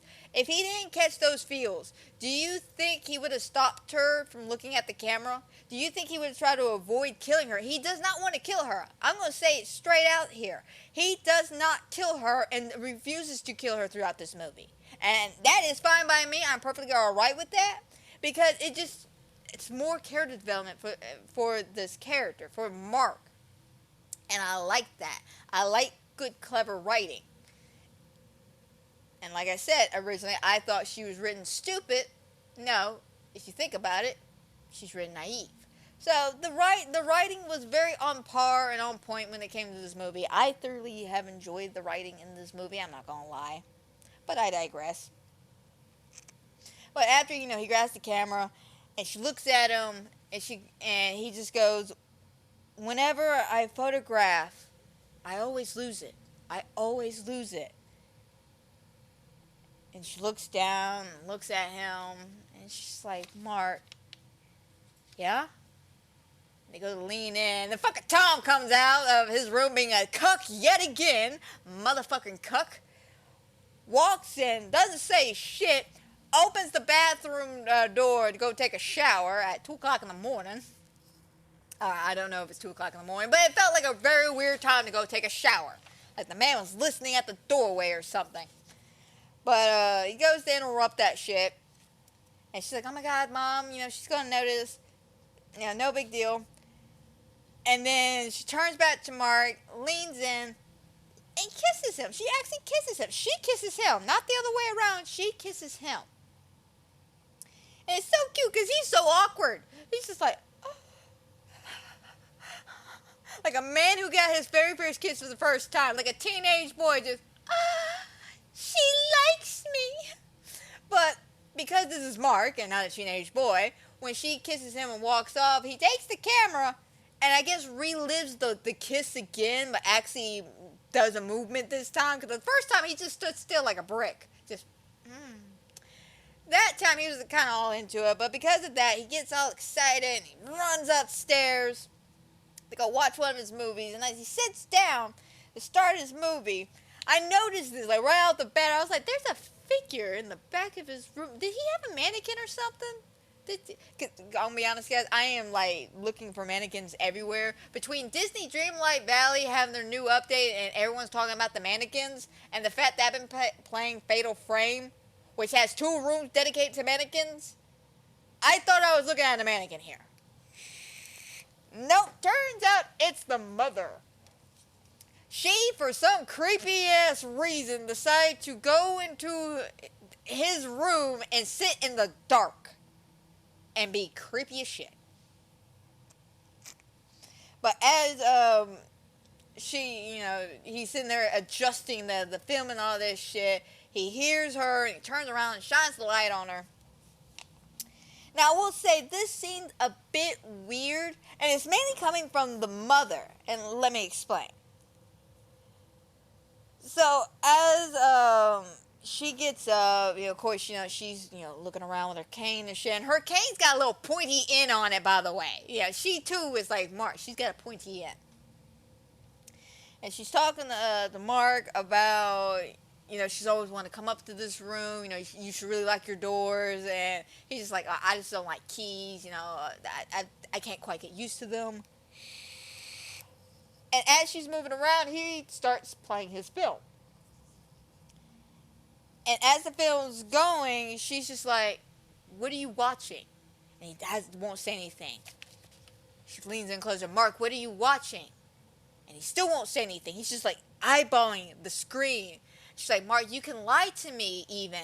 What are you watching? And he goes, oh, okay. He grabs her by her shoulders and leans her up towards the movie. And she takes her hand and proceeds to wave it around. And I want to say, because she's blind, she's using the warmth of the light to kind of indicate or get like a visual indicator in her mind what she might be looking at. But I don't think projections work that way, because she still doesn't know what the hell he's looking at. In the midst of all this, he looks at the film and then screams out, no! And he slams onto the screen. He slides it down. He's like, it's ruined. It's ruined. And she's like, what's ruined, Mark? What is it? What's ruined? It faded to black too early. It faded too early. I'm going to have to do it again. Oh, God. And he stands up. And, of course, at this point, again, the mom doesn't know what the hell's going on. So she's just like, Mark, what do you mean you got to redo it? What's going on? And then he shines a light in her face. And she could feel the warmth on her face. She's like, Mark, why'd you put that light in my face? And she could hear Mark slowly walking up to her, slowly coming up to her. And as he's recording her, she's just like, what are you doing there? Why are you doing this? And he's just like, I need to finish this film. I need to make this film. It's for Helen. I have to do it for Helen. And of course, mom, she freaks out for a second, kind of crying a little bit. Just, oh my God. And Mark goes to take the fucking, I guess, sheath off the fucking tripod and is about to stab her. And he hesitates and he stops and he backs up and just demands her to leave. And she's like, Mark, wait a minute. We can finish this film. We can finish it. And that's the part that confused me. Like, this woman was literally backed up into a corner about ready to cry because she don't know what Mark's about to do. As soon as Mark's like, oh, this is for Helen. I need you to leave now. Suddenly she's like, Mark, let me finish this movie for you. Let me help you. And he's just like, no. Just leave. Please just leave. And, of course, she's like, Mark. Her exact words, it's about her instincts. And she's just like, Mark, I have instincts about you. And the instinct is this filming, it's unhealthy. And you have problems. And you need to seek help. Stay away from Helen. And then Mark, of course, is just like, oh, no. I would never film her. I would never do anything to her. Because he likes Helen. He likes her. And she's like, good. Because if you didn't leave her alone, one of us would have to move. And to be frank, I don't think we could find a place cheaper than this. And, of course, he's super cordial with her, very nice. And he, takes her hand. He walks her down the stairs. She's like, the stairs are always the toughest to deal with. It gets her all the way down, and gets her all the way down the stairs. She's like, all right, it's far enough. You can leave now. And he goes to leave, but he looks at Helen's door. And there's like a weird, awkward stance for a minute of him looking at the door, Mom looking at her door, and then Mom just turns her hand, grabs him by the chest, and then turns him around to face her, and she begins to feel his face like it's fucking Daredevil or some bullshit. And while he's feeling her face, or while she's feeling his face, she's like, Mark, what's troubling you? And of course, Mark, rips her hands off and runs off upstairs. And as he's running up the stairs, she goes, you're going to have to tell somebody what's wrong. You're eventually going to have to tell somebody. So after that, we then cut to the next day. We're back at the movie set again. And that poor actress, that poor actress who saw the body of Vivian, she's not having a good day. She is not having a good fucking day. She is like hysterical. She's crying. At one point, they're trying to film the scene. They rewrote the scene to do hats instead of chest. And as she's doing the scene, she's like, do you have a white one? And, it looks good. Do you have a red one? Oh my God, do you have a blue one? Oh my God. She like throws the hat in the air and she runs off down out off the set, and the director's like, fuck, cut. God damn it. Take 30. You mean take life, right? But she ain't having a good day at all. And while they're while everyone's like chit-chatting, settling down after the actors stormed off, there's this guy that's been standing on the trolley system for a minute coughing, and it turns out he's a psychiatrist who worked with Mark's dad, or not really worked, but got lectures and stuff from his dad. So he's just like, oh my God, you knew my dad, right? Yeah, I knew your dad. He was old lecture teacher I had. Oh, can I talk to you? Sure. So they, push a plate on the trolley and they go all the way up. Like, this trolley takes them all the way up, and they're talking, about the last study his dad was doing, which was the study of Peeping Toms, or scolophilia, or sociophilia. Again, SCOPTOPHILLILLA. Yeah, I was okay. Make sure I didn't say 3 L's right there. ILLA. I'm not very good at medical terms, and I'm dyslexic as fuck, so I'm doing my best here, guys. I'm doing my fucking best. But, basically, he breaks down the definition of what Peeping Tom is. Scophilia, or scophilia, is the morbid urge to gaze. And that's literally it. That is like the definition of a Peeping Tom, the morbid urge to gaze at something or someone. Now, I'll be honest, it's got to be a terminology for somebody who's the opposite of a Peeping Tom. Somebody who doesn't want to be looked at. Now, I'm going to be honest, I don't like being stared at. I don't like it when my dogs do it. Like, seriously, I have yelled at my dogs.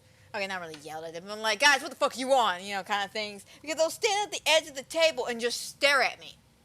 Right? They'll just stare. They won't say anything. They won't do anything. They're not wagging their tails. They're just staring at me. I'm just like, what do you want? And they're just staring. It's like, I start naming off things, and eventually one of those would get them excited enough, but it just freaks me out. Because it's like, are you staring at me? Do you want something? There's something behind me? Do you want to fight? Like, what's going on here? And I feel that way when people stare at me for too long. Because I'm a firm believer, as human-to-human basis, if you stare at a human for more than 10 seconds, you either want to fight or you want to fuck. And either one of those, only one of us is going to be happy here. And I don't mean to fuck you either. I mean, if you staring at me and you want to fuck, I'm going to beat your ass because we're fighting. And if you're looking at me because you want to fight, well, I'm going to beat your ass because we're fighting. No matter what, we're going to be fighting. But that's just me, though. So I wonder if there's actually I should probably look that up, to be honest. There's another terminology for somebody who doesn't like being stared at. But the entire time he's having a conversation with the professor, the only thing the dude keeps kind of blowing him off a little bit. Just, oh, yeah. Well, what are the treatments? You just come in the office a couple of times a week, do this, do that, no big deal. But about your father's papers, though. Like, he just wants to know about his dad's papers, about the lecture paper. And he even gets a card with his address on it so he can send him those papers. Completely blowing Mark off. So Mark, of course, is feeling a little kind of defeated in the aspect. He's sitting and gets his camera and he's thinking, and his buddy comes up to him and he gives him shows him a photo and goes, hey, this is something you don't see every day. And of course, it's a burlesque photo of a half-naked girl. And Mark sees that and he goes, you just gave me an idea. And he runs off.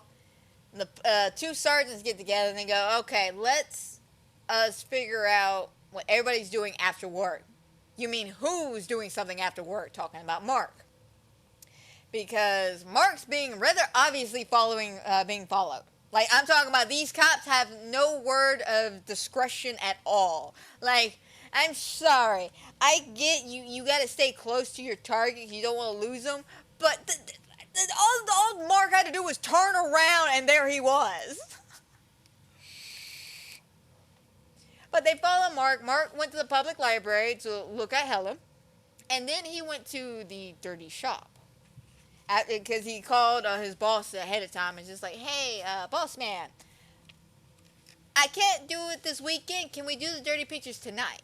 And boss man's like, sure, why not? So he goes in there, and of course it's him and Missy. No, what was her name again? Fuck. I haven't said her name. Minnie. Her name, Minnie. It's her and Minnie.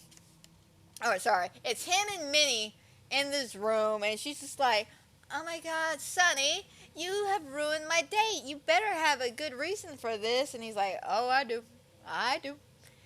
And he goes to the window, and he knows he's being followed. He knows. He looks out the window, and he's just like, grabs his camera, starts recording them, starts closing all the blinds up. And Millie, of course, she's on the bed. She's like, all right, Sonny, I'm ready when you are. And we got this nice little POV shot of him looking down at her, just kind of breathing there, in her sexy little lingerie piece. And then we cut over to the next frame, and we're at a different angle, and we get one little titty shot. Again, just didn't make any sense because she was covered up in that one scene, and then literally the next scene over, her nipples out. I didn't get that, but I'm like, I guess they want a little fanfare right there. But after that, we then cut to black. We go to the next scene, and it's Helen, and she's running upstairs, and Tom stops her and just like, hey, listen, I haven't seen much of you recently. You've been hanging out with Mark a lot. Yeah, I know, Tom. Well, if you ever want to hang out, I know where you live at, Tom. And she runs upstairs, basically blowing Tom off for being a fucking cuck this entire movie. I'm not even gonna lie, that's all Tom was. Tom the cuck. But Helen goes up there, and of course Mark's not there, so she goes into his filming room, and she's all excited. She pulls out, and it's a script. It's a manuscript for her book.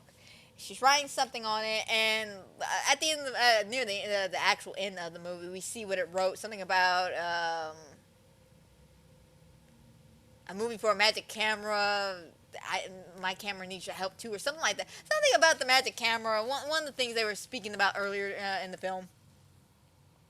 But she sits down, and she gets curious, of course, being a naive 21-year-old. She gets curious, so she flips the film projector on. She starts watching.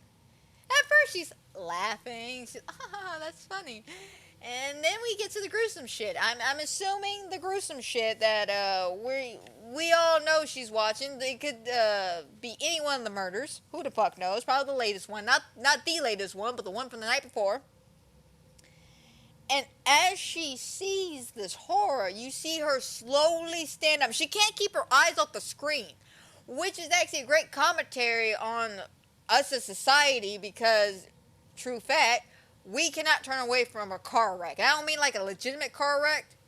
okay, in some aspects I do mean like a legitimate car wreck, but we cannot turn away from things that we're not supposed to see, such as someone being murdered, snuff films. I hate to say it, we cannot look away from that shit. We want to, we're disgusted by it because it's our nature to be disgusted by, people killing each other, people hurting each other.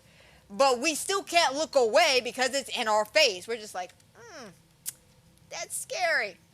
Moving on. We're going to keep on moving.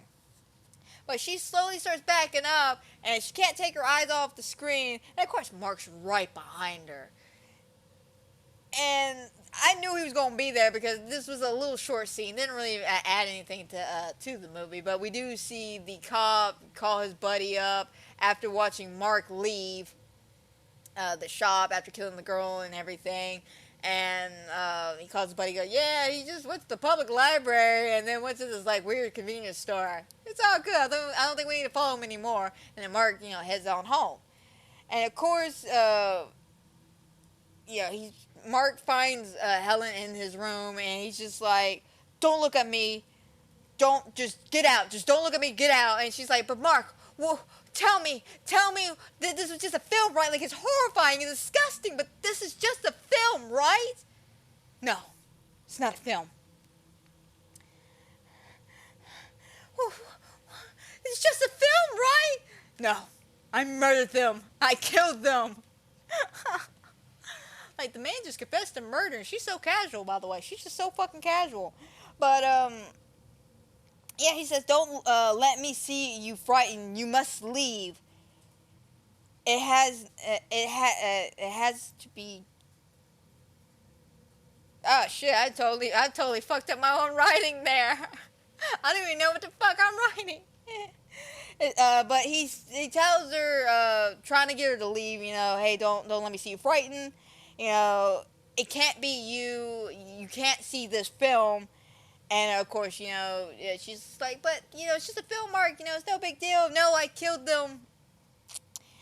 And, I'm going to be honest. If I was talking to a person and they told me straight up, I murdered these people, and I just witnessed this because he recorded this, and I just watched this film, I wouldn't just stand there like she did. She just stood there just, against the fucking door frame. And I'm like, bitch, run, roll, do something, punch him in the face. Like, why are you just going to sit there? But no, she's going to just sit there and cry. So Mark grabs her, pulls her in, closes the door. And he won't look at her. He still won't look at her, by the way. And he's just like, you'll be safe as long as I can't see you frightened. Stay in the shadows. And he throws her in the back, and he won't. And again, she's to his back. And, we then cut to the cops, who gets a phone call, and he's just like, oh, we found another body. Oh, where at? And he name drops the convenience store that Mark was just at, and that's when they put two and two together and go, oh, shit, Mark's the killer.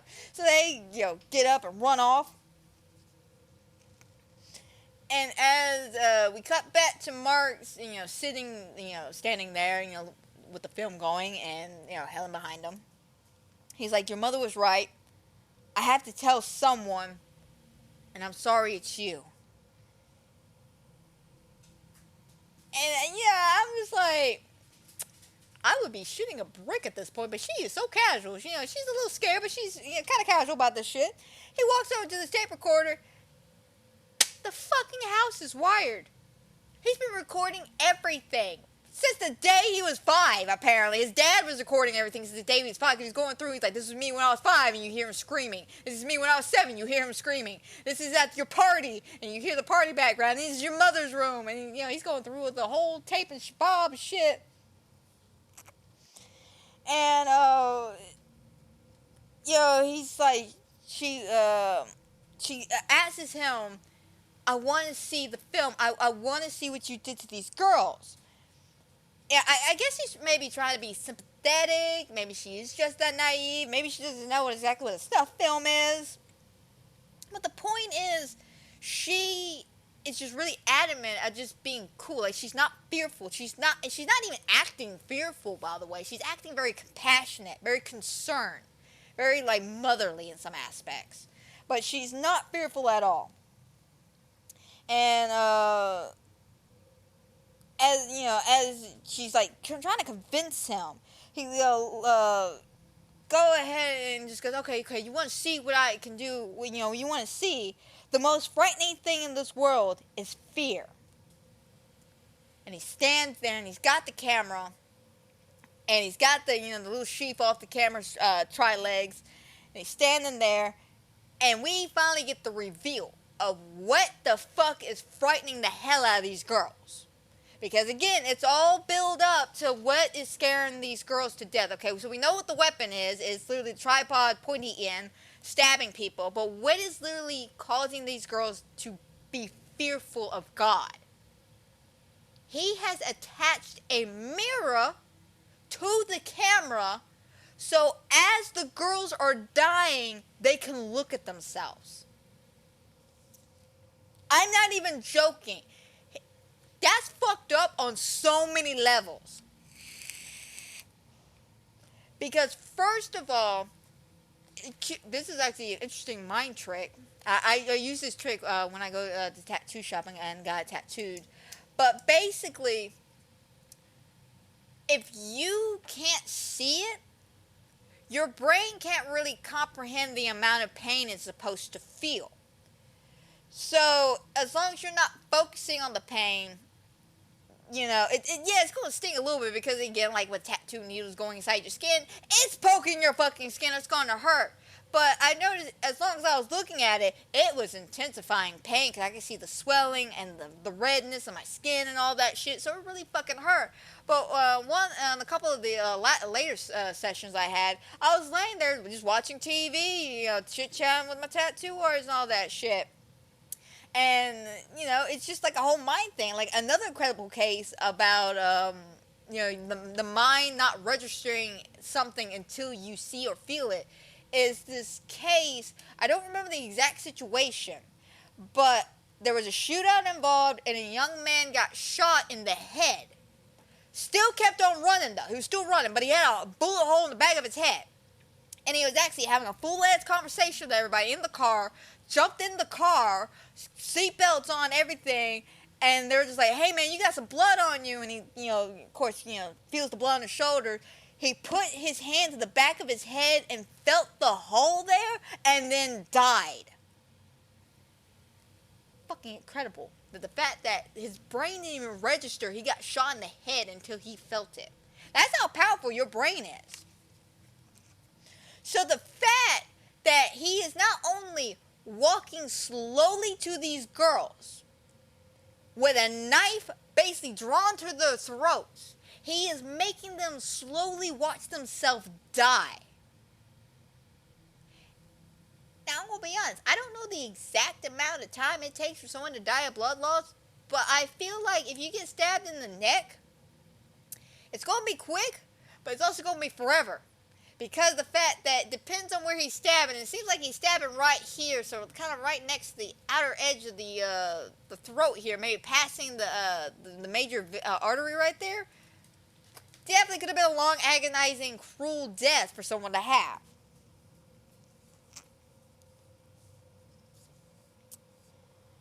But he goes on the spiel about, walking towards these women and that them looking at themselves, fearing death itself, looking at death and fantasize. And the entire time, we get like this shot of the camera with the mirror on it, and you see Helen's face, and of course, she's not fearful.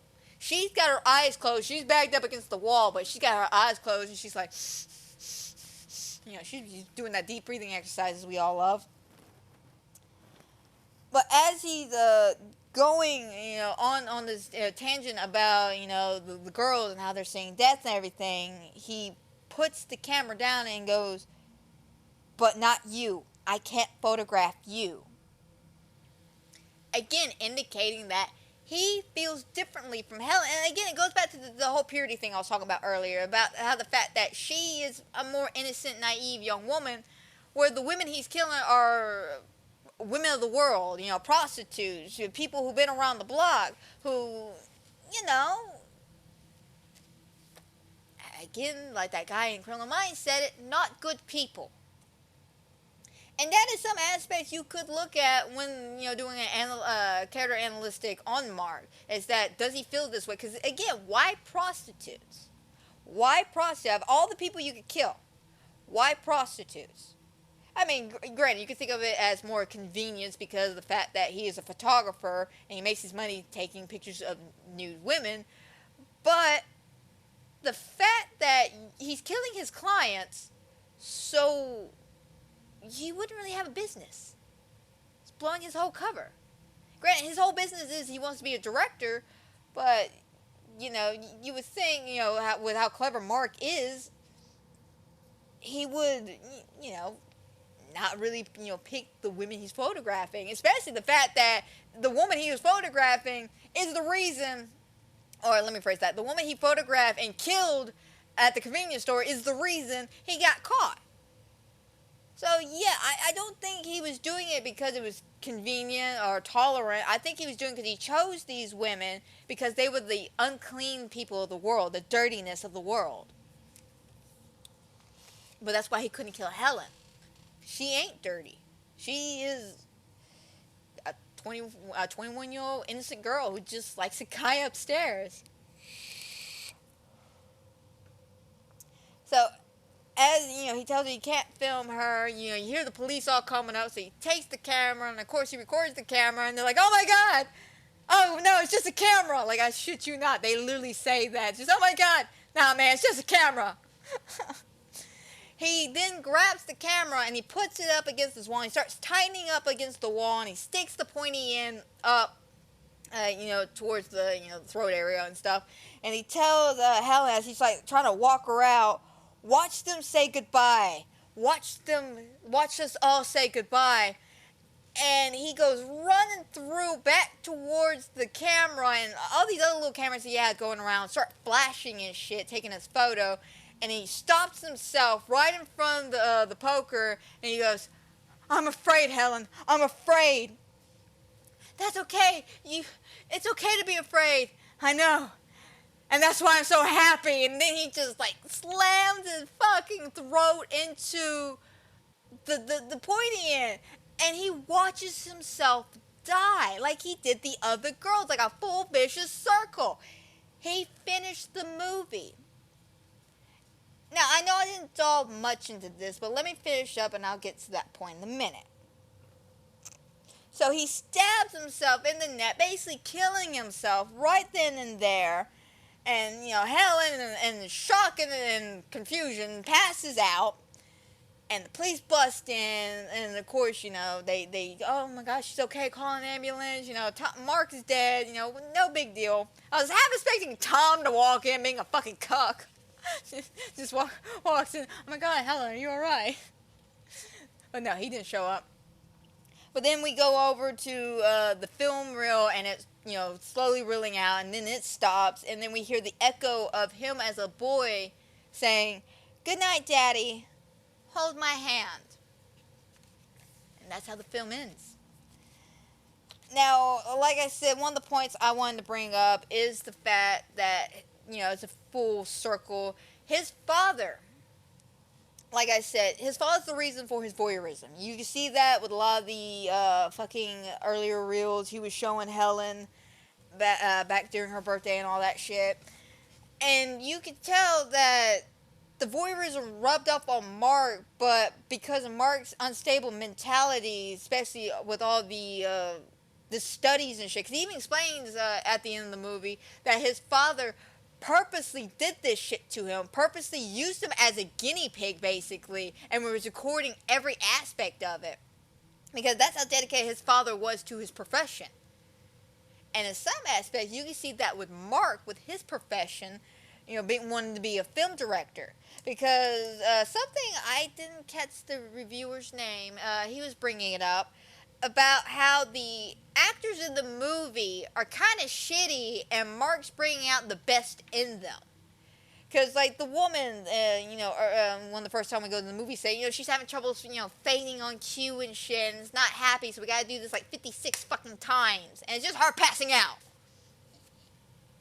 But Mark is so, perfectionate for his work that, hell, he even freaked out because it faded to black too early.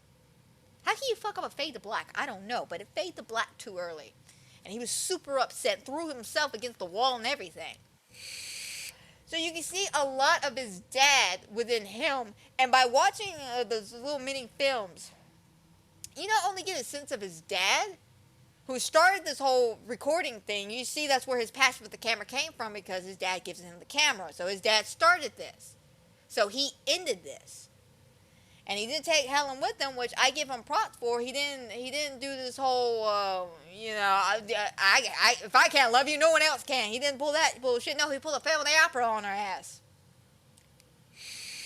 Like, straight up, this is like family opera 2.0. But I have to say, overall though, this was a fun. Like, I was giggling my ass off during several of those scenes because the writing was just on par. Again, that silly bitch faded on the wrong scene. That I'm just gonna have to make a T-shirt of that or something. Like, that scene just forever be stuck in my memory now. Just forever be stuck in my memory. But overall, even though it was a very controversial film at the time, I do feel like it's slowly becoming a cult following of a film, especially since being compared a lot to Psycho. And the fact that 101 Scary Movie Moments did make a mention of it, especially the ending scene. That was the moment they were talking about. It was a really good scene. It's a good character study if you want to study somebody like Mark. It's also a good talking points. Because several people can look at this film and can see the voyeurism, but also see the violence and the sexual exploitations of it. And why, especially in the 60s, why a lot of people were uncomfortable with this movie. And again, I take it for all the POV shots. If it wasn't for all the POV shots and us actually seeing the girls, in their final moments, I think a lot of people would just call this a meh movie.